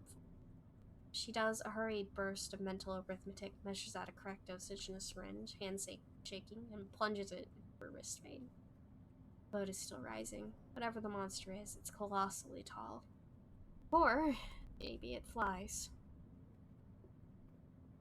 She is, of course, already dosed up to the eyeballs with monastic drugs, otherwise she wouldn't have been able to perceive any of this. Foundation medical literature warns in the strongest possible terms against putting both kinds of drugs in the same brain. Best case scenario, this ends her up with her in a hospital room. They are 30 meters up in the air now. 10 stories. There's a stabbing pain developing in her left eye.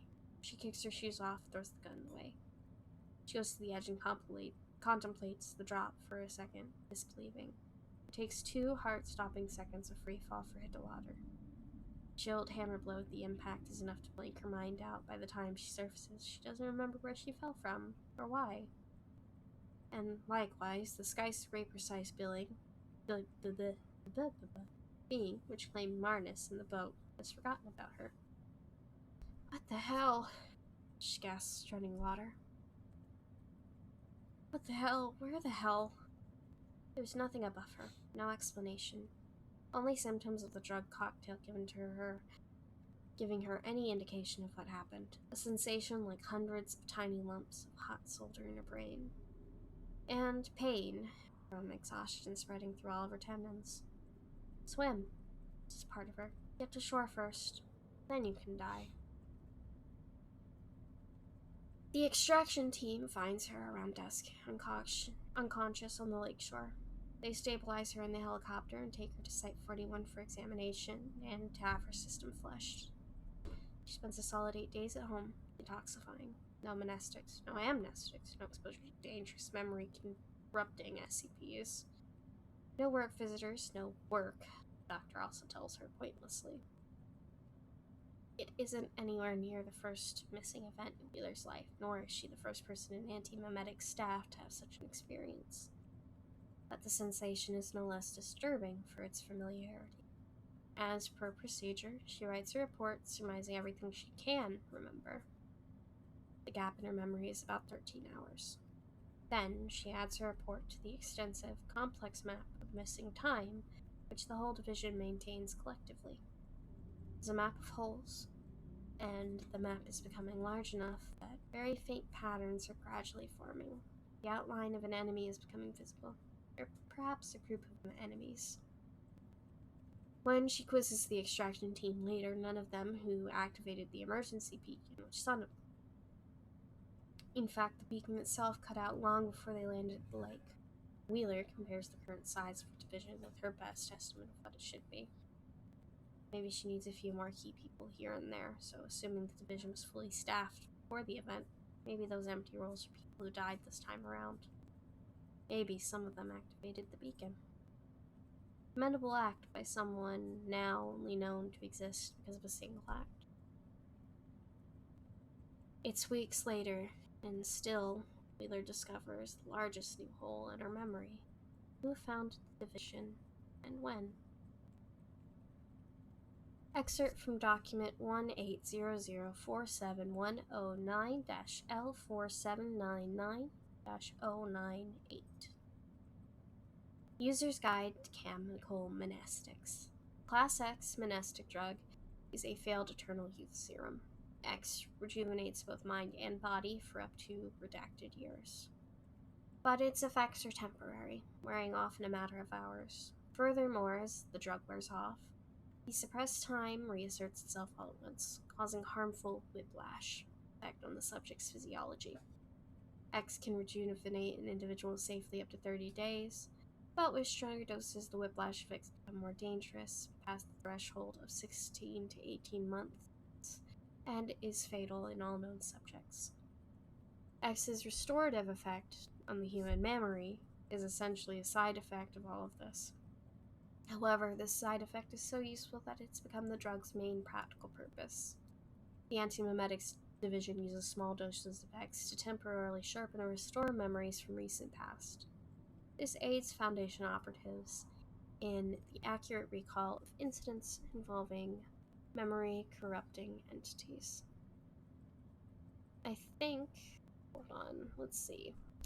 we have 2 more on this list tonight, but I'm thinking we might finish this list up next time we read, and I want to take a second and I want to just read a quick antimemetic SCP. I believe this one is the same one that is the cult that was mentioned earlier in this last read here. So we will do a quick read through, and it has some goodies to it too. So we'll have a little bit of fun with this. It has a few extra pages. SCP 1425 excerpts. We've got an event log and an addendum that are leveled accordingly from level 2 up. So we will have fun with it. So I think this is related to our cult. So if we are all ready, I will take my customary sippy before I start reading again, because I do love my good sippies. Ah.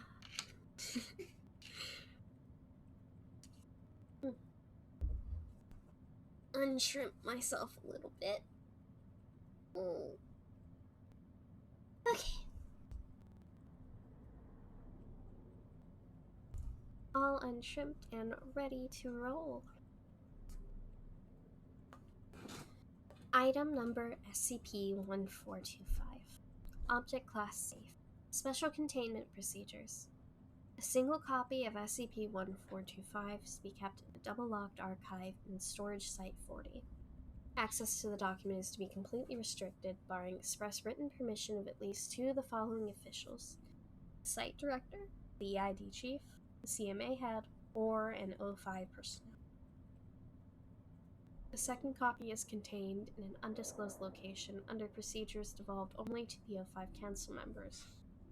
All forms of printed and televised media available throughout the United States are to be monitored for appearance of keywords and key symbols in the list provided in CMA Document 1425-A. Any located additional copies of SCP-1425 are to be turned over to CMA custody for destruction. In the event that a second SCP-1425 event begins to manifest, contact an official listed above immediately to initiate Protocol Ophiscus. I think that's how you pronounce it. I could be totally wrong. Description: SCP-1425 is a hardcover book measuring 20 centimeters by 35 centimeters by 5 centimeters, and published in 2005 by the company Redacted Books, now defunct. See Operation Stargazer file.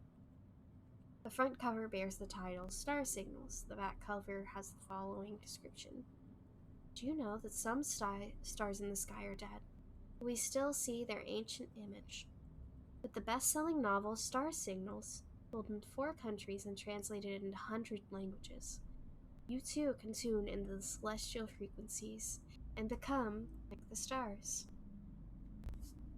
When a subject reads the full text of SCP-1425, the book exerts a mild reality warping effect influenced by the subject's desires, which in turn are influenced by SCP-1425.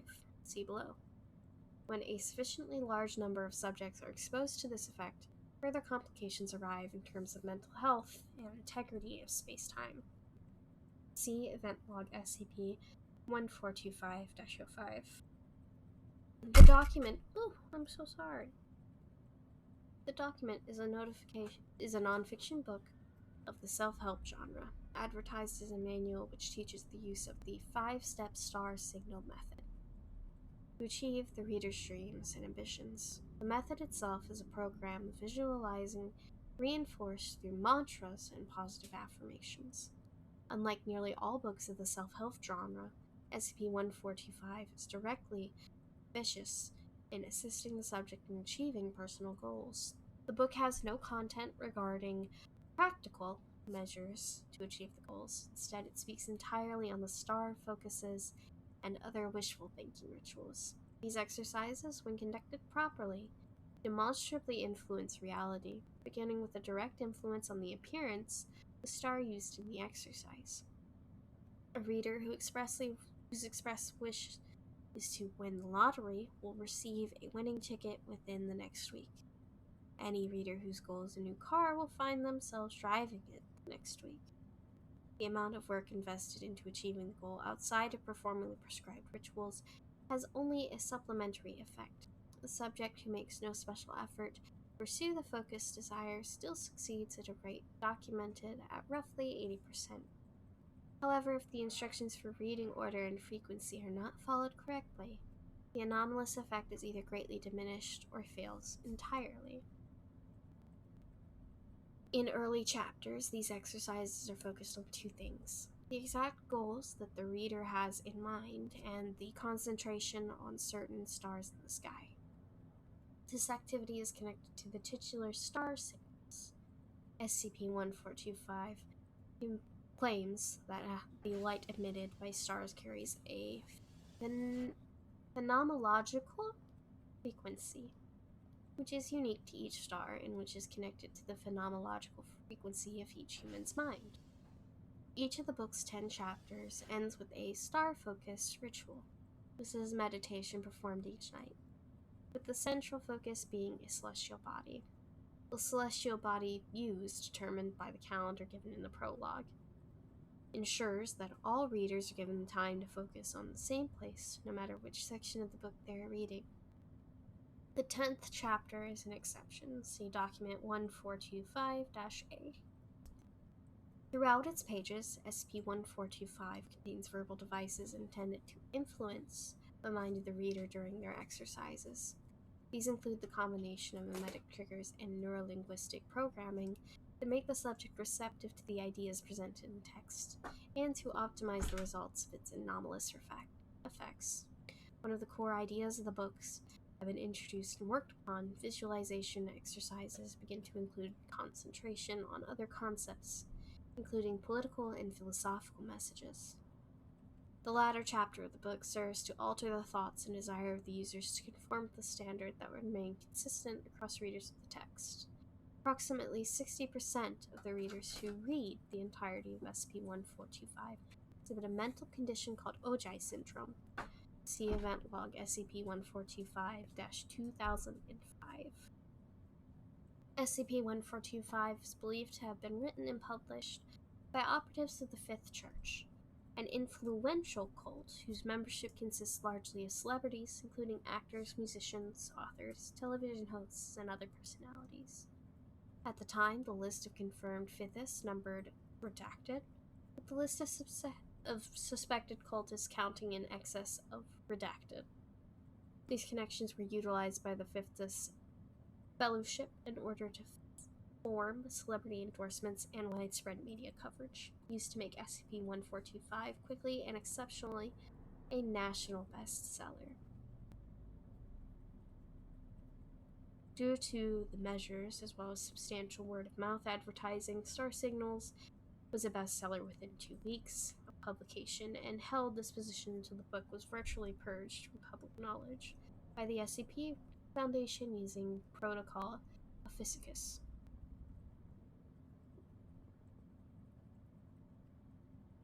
And document 1425-A excerpts.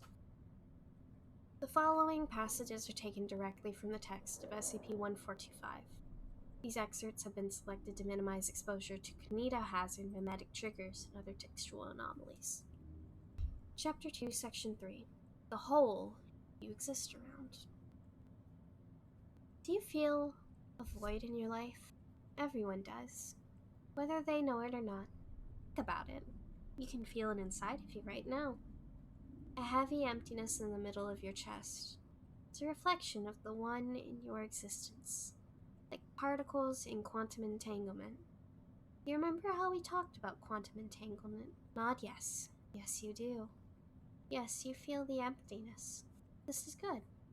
It's a blank spot waiting for you to fill up with your deepest desire until your deepest desire is pushing up into your throat. You will gag on your need, and until you do, it is a resonation space for you to build your will like organ music in a cathedral. Hear the music now. This is not a metaphor. Your will is strong enough, there will be music now. Remember that nothing in this book is a metaphor. Chapter 3. Taking Effect. Section 5. You are in time. Star focus. Find your night spot and begin to focus on your star. Prologue, Section 3, Star Focus Calendar. April blank, Epsilon Sagittarii. If you can't find it in your star chart, it's the base of the hunter's bow and the brightest star in the constellation. As you stare up into it, use your mind-clearing word. Your meditation is blank blank. Now is our time. Here is our space. We take your star, we hold your bonds, we pay your debt. Redacted, redacted, redacted. Don't worry about memorization. Anytime you use your mind-clearing word, you'll remember them. Even if you only read them once, if you do it right, your star will disappear. You'll feel it resonating with the others in your void.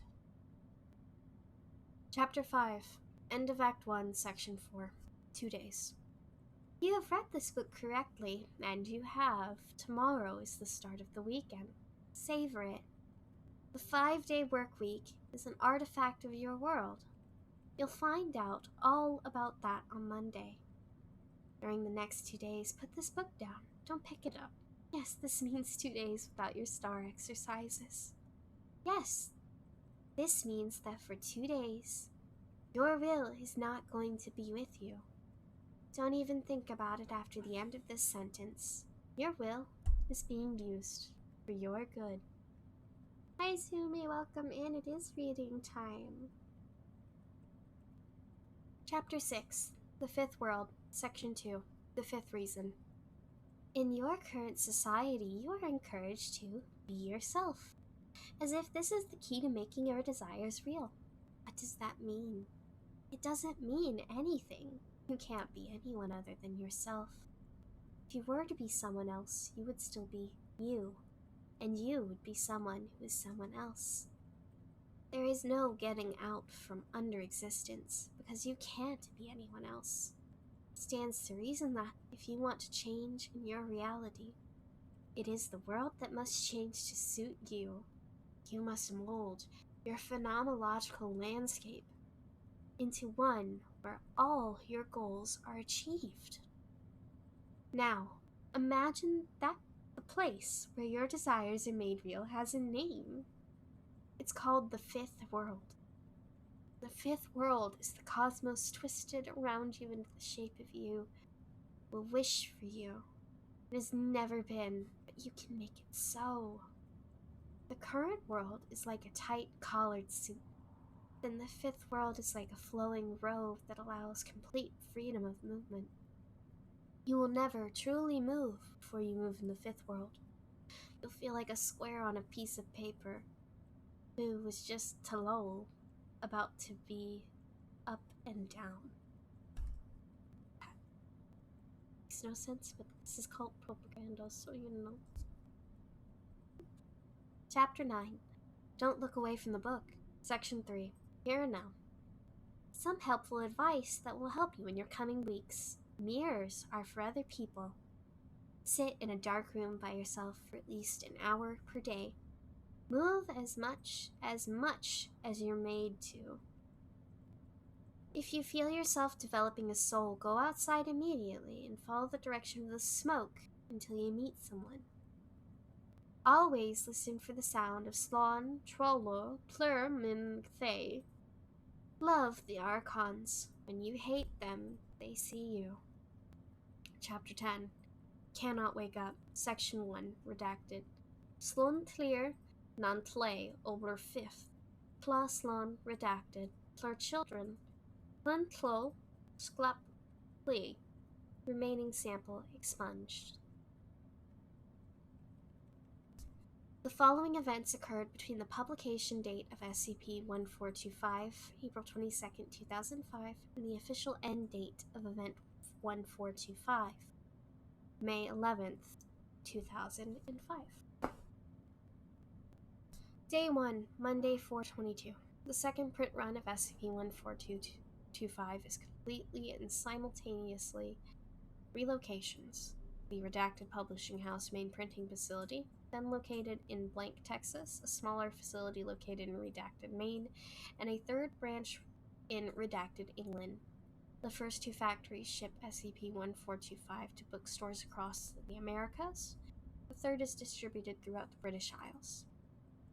First print run was, according to recovered documentation, a private distribution amongst members of the Fifth Church to be passed to friends and family. Day 8, Monday 4/29. Television host Redacted's name withheld following Operation Stargazer Protocol.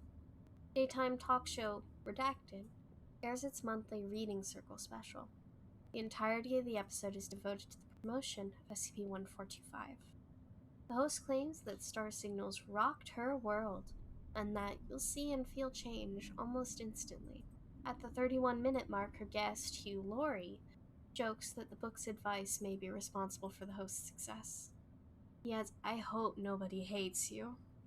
The host looks at a copy of SCP-1425 in her hands for 4 seconds before remarking, "Fuck, it's finding the holes."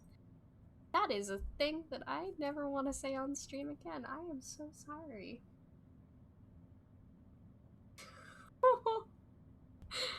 It's been a wild ride. This line is muted in its entirety of the West Coast feed, but appears uncensored in the live airing, stirring much controversy on the subject of obscenity in television. The sale of SCP-1425 grows to over 50 times their current rate over the coming week. I'm sorry. I didn't process it until after I said it.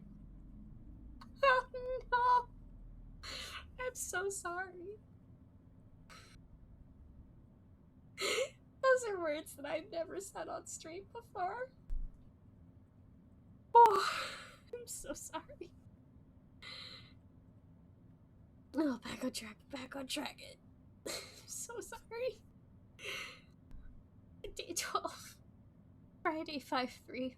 Reports of mental illness begin to increase across the southwestern United States. In Ojai, California, the Boyer family, a 45-year-old father, a 50-year-old mother, and a 24-year-old daughter are admitted to an Ojai mental institute following what appears to be 3 simultaneous episodes of glossolalia.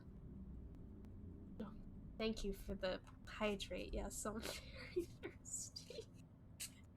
Let me collect myself.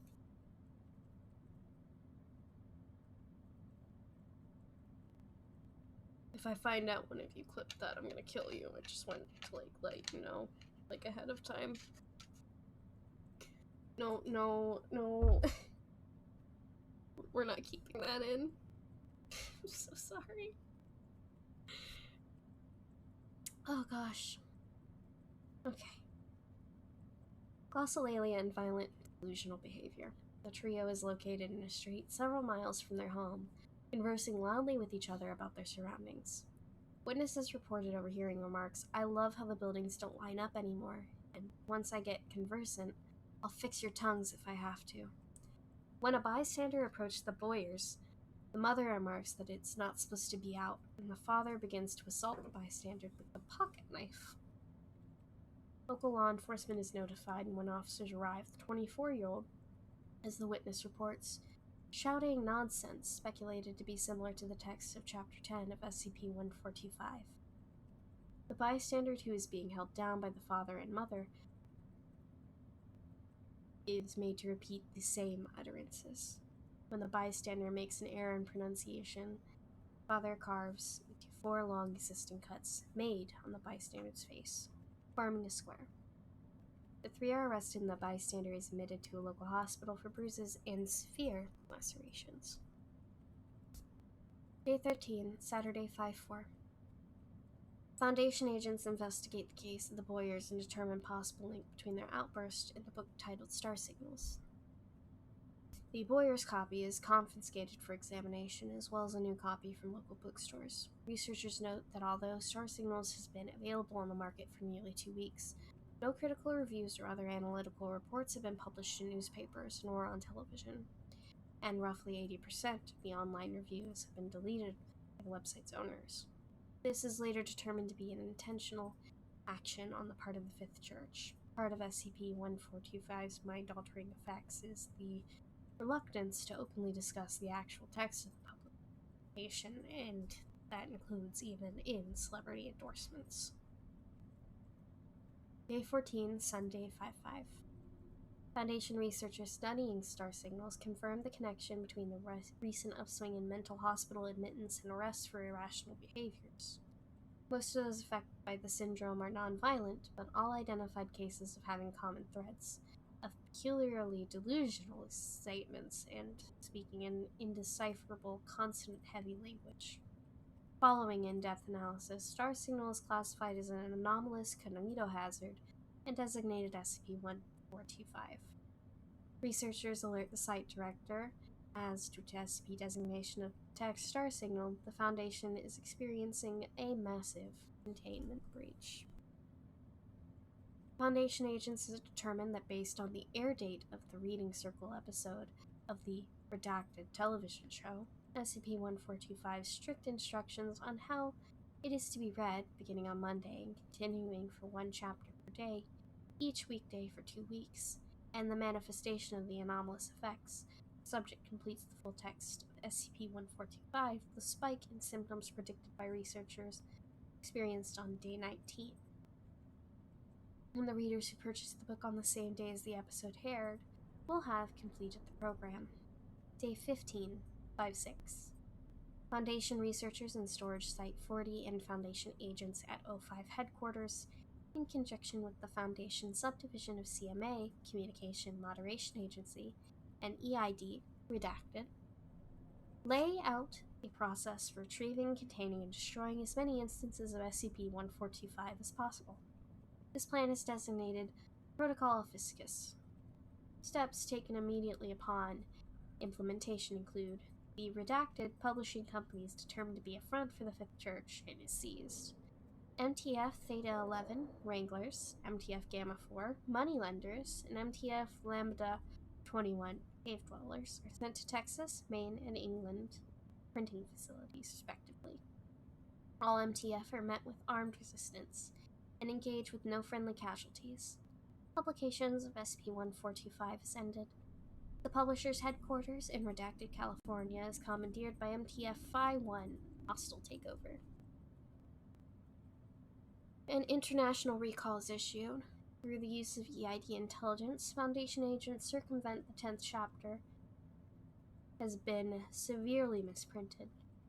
Consumers are given the incentive of a $25 voucher for returning their copy of Star Signals. Bookstores in America and England pull their stock of SCP-1425 for the recall. The CMA monitors all national broadcasts, especially network television, for anomalies related to SCP-1425. Any such anomalies are to be removed from broadcast, one of several classified means. Further action redacted. Additionally, the first broadcast is to be intercepted through use of Protocol Fiscus, which is the daytime show Redacted, which features further promotion of SCP-1425. Television host Redacted conducts an interview with the musician Beck. Fucking Beck? I love Beck. Comes out of nowhere at the 18-minute mark. The following incident occurs. Heard you're very spiritual. Does it affect your work? Yeah, it has to be. It's an influence on everything. No matter what I'm doing, I try to keep grounded. That's emphasis on try to. There's a reason why it's called practicing spirituality. Never get good at it. Redacted interrupting off screen. Can I just say something? Camera angle changes to a close-up of Redacted's face. The host is staring directly at the viewer. You have to keep calm. Take a good deep breath. Remember what the man said. Stars may die in 3s, but the world dies in 5s. Like insects injected with maggots. Turning back to our guest. What were we talking about? Beck, I don't actually remember. You were talking about celebrities.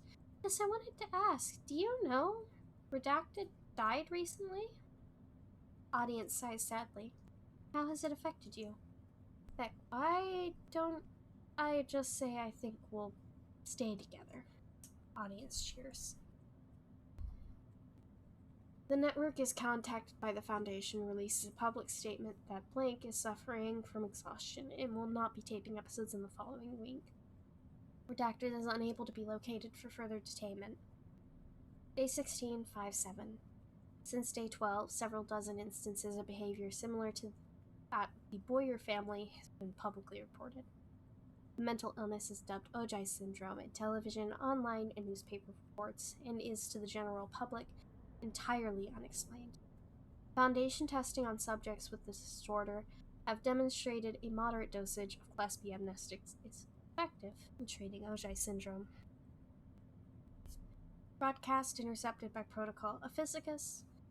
Redacted 24 Hours News Network. An interview between pundit Redacted and preliminary member Redacted began to cover events which have never actually occurred. The MP, for example, considers the consequences of a revolution in India in 1921, which he describes as shorter than the Boston Massacre and 10 times as bloody. A transcript of the end is provided here.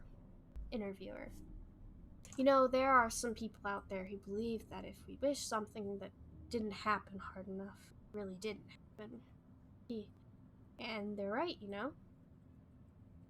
This is gonna get into some political stuff, so I'm just gonna skip it because it's weird. It's nothing like crazy, but at the same time, I don't want to talk about Gandhi on stream.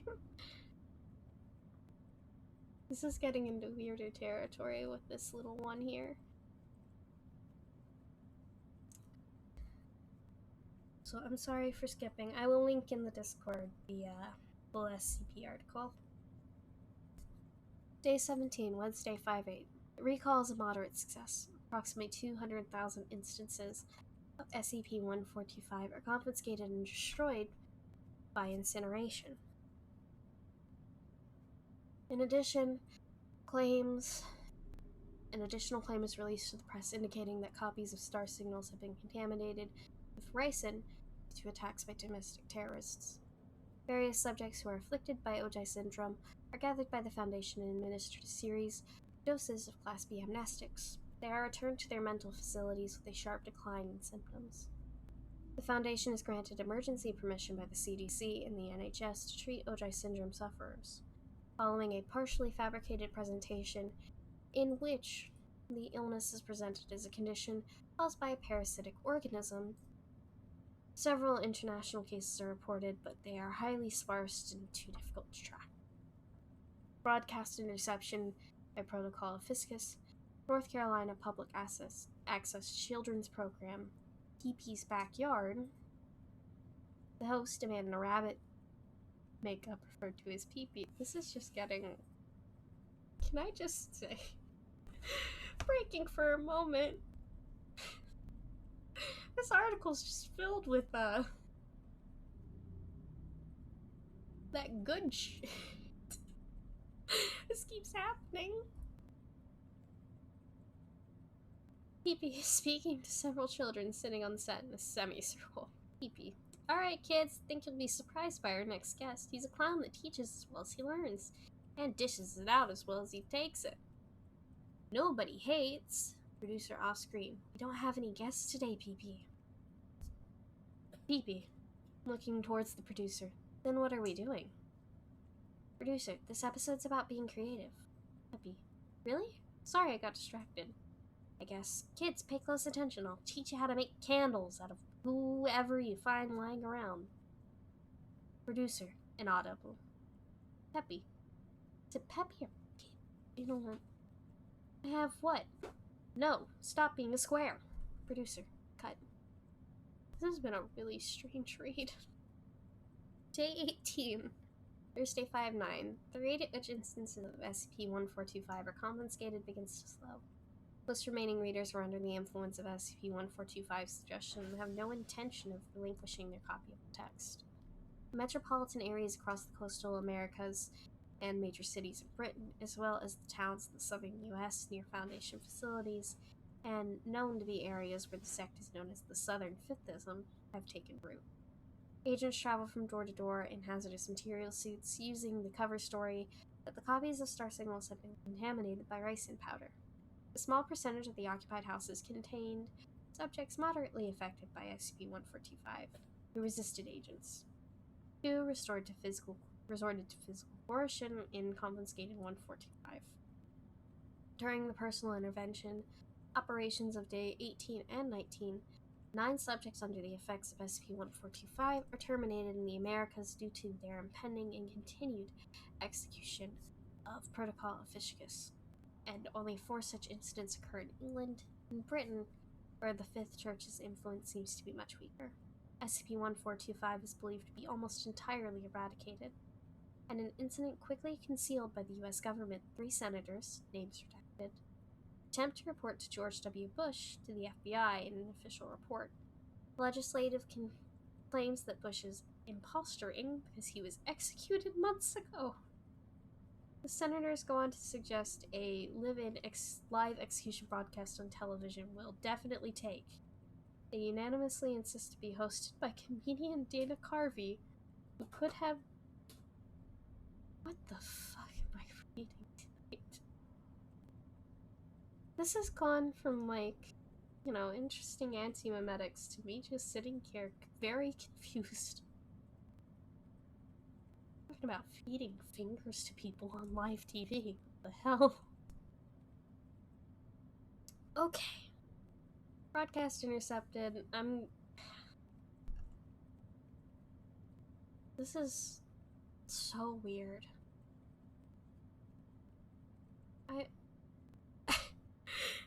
I know I'm here to read. I understand. This is my job for the night. I'm here to read to you guys, and I've read a lot. I have never seen an SCP article this fucking strange. And I've read a lot of joke SCPs. I feel like I'm having an episode. I'm gonna read this just because it's kind of funny. A broadcast intercepted by Protocol Office because the May 9th episode of the popular talent show American Idol is removed from its air entirely. After approximately 10 minutes of advertisements and preliminary introduction, the host Ryan Seacrest stops when introducing the first contestant. Transcripts follow. Now let's get down to business. You probably remember our first singer from last week when he made his version of Paula, referring to Judge Paula Abdul. Are you crying? Abdul. The judge's hand is over her face and her voice is shaking. I just feel kind of sick.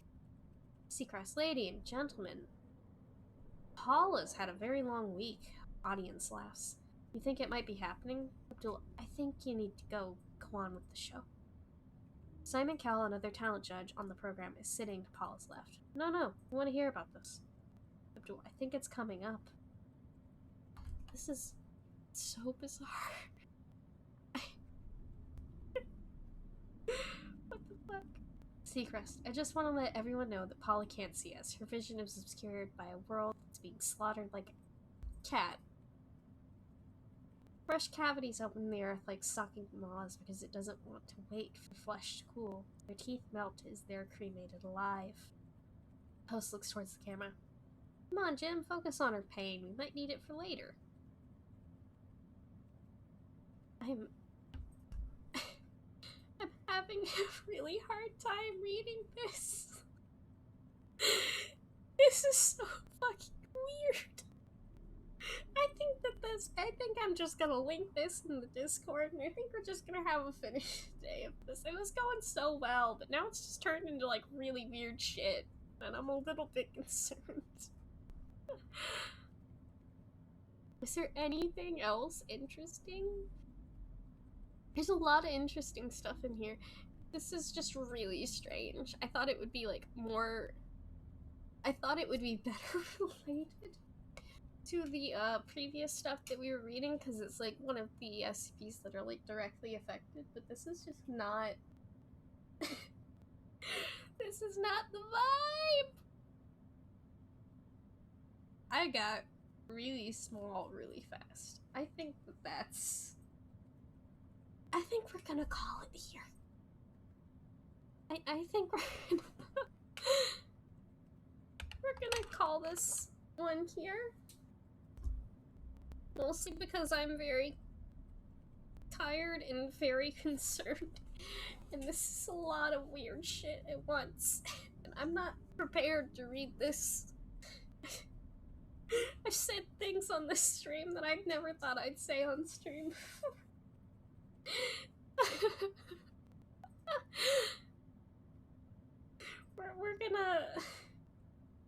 We're gonna just call it here and maybe just chill for a minute, like 15. We'll just chill for 15. How about that? I think I'm done reading for right now. I think we're past a point of no return. I'm just gonna...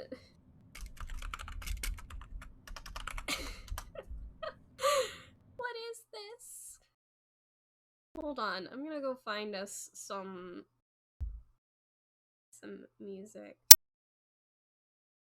I am shocked. I am surprised. I've said words that I've said holes more times than I want to count. What the fuck? I'm so glad this stream is marked for mature.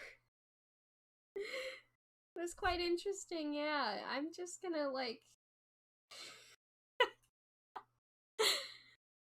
I'm fine. This is fine. It's just also very... This has been a very strange time. Oh my gosh. Why did I lose tracking? I keep losing tracking. I'm not sure why. This is strange. Anyways, since the night's coming to a close, I'll talk normally now, and I'm sorry if that brings any of you out of your, like, your headspace where you're just chilling and vibing. I'm really sorry about that. I am probably calling it here on reading. I'll chill for a minute or two. I'll chill until like 2 in the morning. I've got like 10-ish minutes. We'll just hang out for a second. Get to have some good time. Have a sippy sip. It was good. I mean, it was fun up until... I mean, the end was fun. It was just incredibly fucking weird. I'm not gonna complain. Like, I'm not. I mean, it was a good time. I had fun. I hope you guys had fun. I hope some of you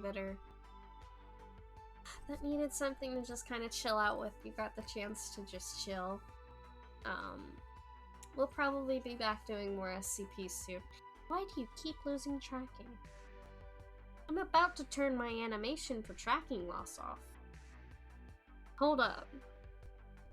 Let me just disappear myself real quick.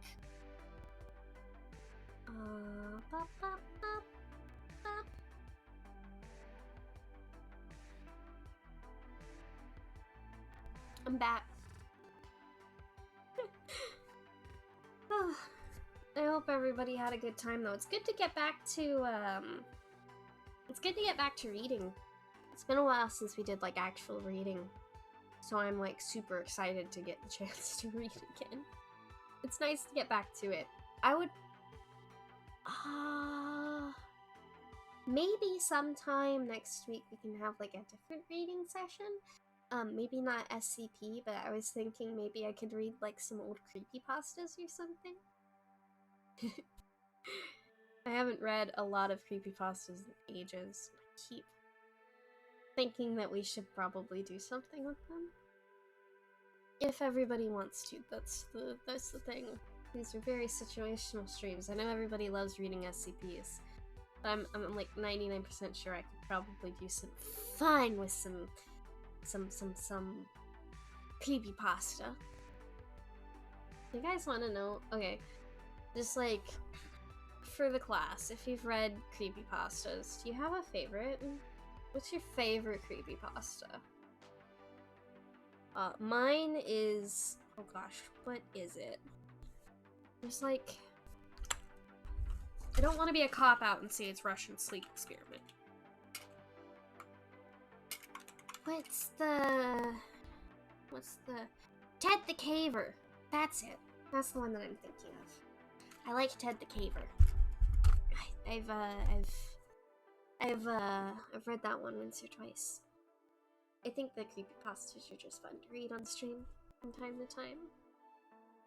Regardless of how, memey it is. Ooh, I've got the hiccups a little bit.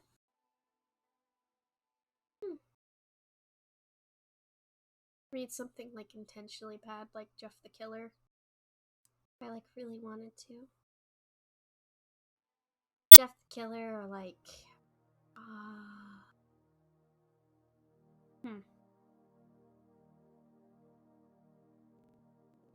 I can find something.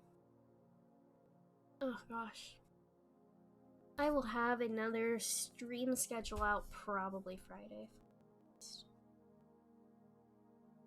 An over-the-top reading of Jeff the Killer. We might just do that. Very dramatic reading of Jeff the Killer in my best reading voice that I can manage while reading Jeff the Killer. You know what was a creepypasta that like sat with me, and it's like really weird that it did. Oh yeah, Lavender Town Syndrome. There was a creepypasta that really sat with me a lot when I was younger, and it was this is gonna sound so stupid. I don't know why it scared me as much as it did. The creepypasta that like sat with me the most when I was little is Happy Appy. I don't know why Happy Appy just embedded itself in my brain, but it was there. I don't know if anybody else read Happy Appy, but I did.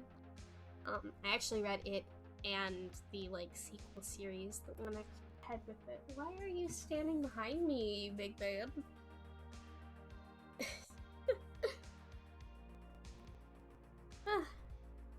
Got jump scared by Ricky. But yeah, it's Happy Appy's really bad, but for some reason it like stayed in my like baby brain for like a long time. So I can only say that it was an absolute weird experience. I had fun though when I read it. I mean, I can't complain. It was just really weird. It's one of those like ultra-violence ones where you read it, it's like the hyper-realistic blood and stuff. I think that's like part of where the trend comes from. Or like the what is that? The trope. That's the word I'm looking for, is trope. That's like where the trope comes from, is ooh, I got little again. Is the it's like stuff like that. That and like the Godzilla creepypasta or Sonic EXE. Which I found out a lot about Sonic EXE recently. The creator's a very strange person. I think the only creepypasta, like traditional creepypasta that I never really got into is like the Zalgo stuff. Mostly because I don't think I really enjoyed Zalgo. I think that Zalgo was like a really weird thing that I just did not like enjoy. Zalgo text was all over the place when I was growing up though. I did get into Slenderman though. Sonic EXE, thanks for waking that memory. You're welcome. And Nostalgia Iris. I relive it, so you don't have to.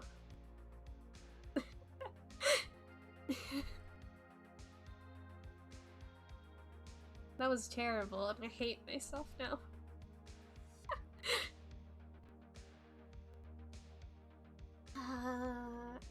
I've always liked Slenderman though. I think the Slenderman is pretty neat on like a conceptual basis. I remember I have like a core memory of watching Slenderman, like Marble Hornets and Everyman Hybrid and stuff. I have like a core memory from when I was like 13 and like getting into creepypasta and like watching those and being like, oh my god! You mean to tell me that I could get I can get sick powers of brain rot and nosebleed from a spooky man in a suit? Sign me the fuck up. And then I always thought that was pretty neat though. I always like ARGs. ARGs are just fun in general, but I really like the vibes of most of like the Slenderverse stuff. Marble Hornets will always be number one though. I remember watching the end of Marble Hornets like on like it was like a school night, and I think it was some sort of like important night, and I got home and I was like, I looked on my YouTube recommendations and my like notifications, and I had gotten that like notification that Marble Hornets had like finished up, and I was like, whew, I gotta go. My people need me. And then I watched it and I cried.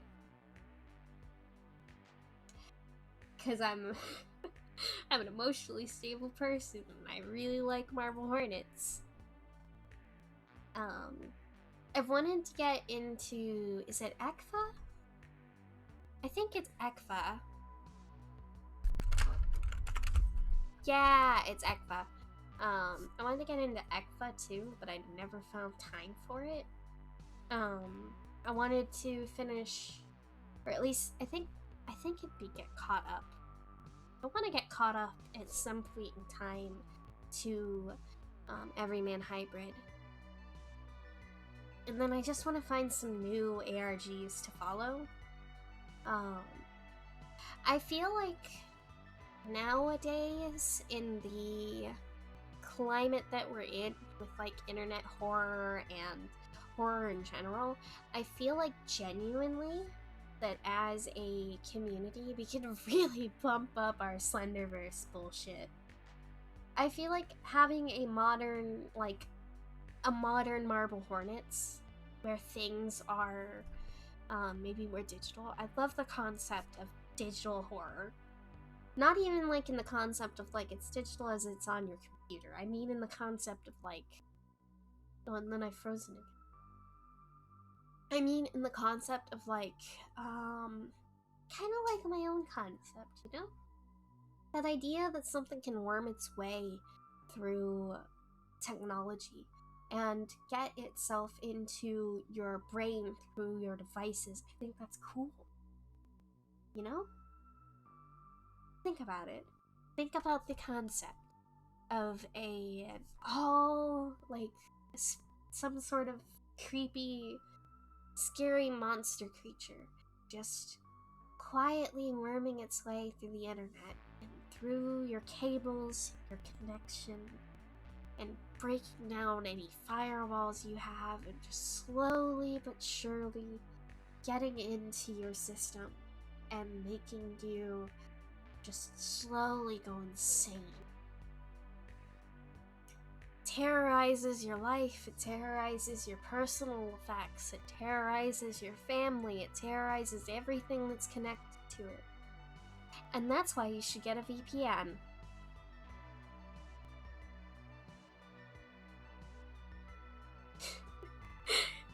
I can't take myself that seriously. But seriously, like that's a neat concept. I love the concept of like digital, like technological horror. Like the concept of like robots taking over the world and stuff. I think that is something that like nowadays we could definitely explore. The horror program basically controls everything on your computer phone to fuck with our perception of reality. Yes! Actually, since this was an SCP string, to like loop back around, it's kind of like Mallow. You know? If you haven't read the Mallow SCP entry, yes, it could totally be controlled by Maleficent programming. If you haven't read the Mallow SCP entry, I would totally recommend it. It's SCP-1471. And it's basically kind of like the same concept. It's an app that it worms its way into your social structure. I think it's super neat.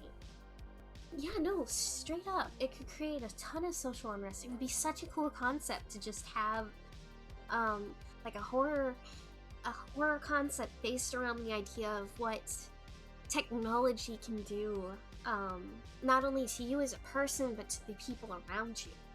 And I think that that's just a really neat idea that I would be so down to like explore. I think that that's like one of the futures, I think, for like horror. There's horror, and like I'm really excited as of recently because there's been a really big slasher resurgence, and I think that slashers are just fun. The imminent idea that somewhere down the line we're gonna get another Friday the 13th movie just fills me with absolute joy. But I think that this is we're in an era of horror as a genre of media that I genuinely think could truly give a form of social commentary and like interest that would just totally rock. I've heard good things about like Nope and stuff like that. I love this experimental sort of genre of horror. I feel like it's just a whole lot of fun, you know? There's just so many ways that as a person you can take the idea of social and like interpersonal horror in a way that in recent years becomes more valuable and becomes more of a situation that we could explore. Oh, but I've talked for too long and it is time for me to go. I think we streamed for about 2.5 hours. It's actually pretty good for us. I'm kind of excited. Oh, if I'm feeling froggy tomorrow, I know we'll definitely be doing, like I said before, tomorrow is Olive Town night. But I'm thinking I might actually switch Olive Town for Stardew. I haven't played Stardew in a while, and I actually have that Stardew Expanded mod downloaded, and I would really like to play for a little bit, and you guys get to see me fawn over Elliot. Because I've been doing that constantly. I haven't married him yet, but we're gonna get there, goddammit. But it was good to just have, like, time to read. It was good to have time to chill, too. I might see if I can't work next week's stream. If I can't just work, like, a day where we just sit and chat. Because I think that would be fun. I love the idea of just getting to talk with you guys, like, a lot. It's nice, it's fun, it's enjoyable. But anyway, I really do hope that you all have a really wonderful night. It's getting a little late. And you guys should probably go to bed, and I should probably go to bed. I'm probably gonna be up for another hour, because I always am. Again, if you guys are still here from that raid earlier, I really do appreciate you guys sticking around. It's really sweet. And I really do hope that you guys have a wonderful evening. Thank you so much for listening to me ramble and talk about holes and antimemetics. I think that antimemetics is genuinely just one of the cooler concepts in SCP. So I think that we will, we'll have some fun next time we do SCP reading. I think I'm gonna make, like, a list of maybe, like, classic creepypasta for us to read next week. And I think that'll be fine. It'll be fun. It'll be enjoyable. Unshrimp myself. I will head out. I love you guys. Again, thank you for sitting with me for this long.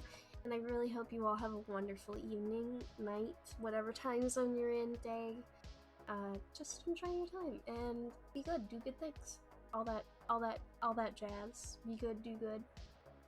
And I will see you later. And as is customary every time that I close off the stream, I love you.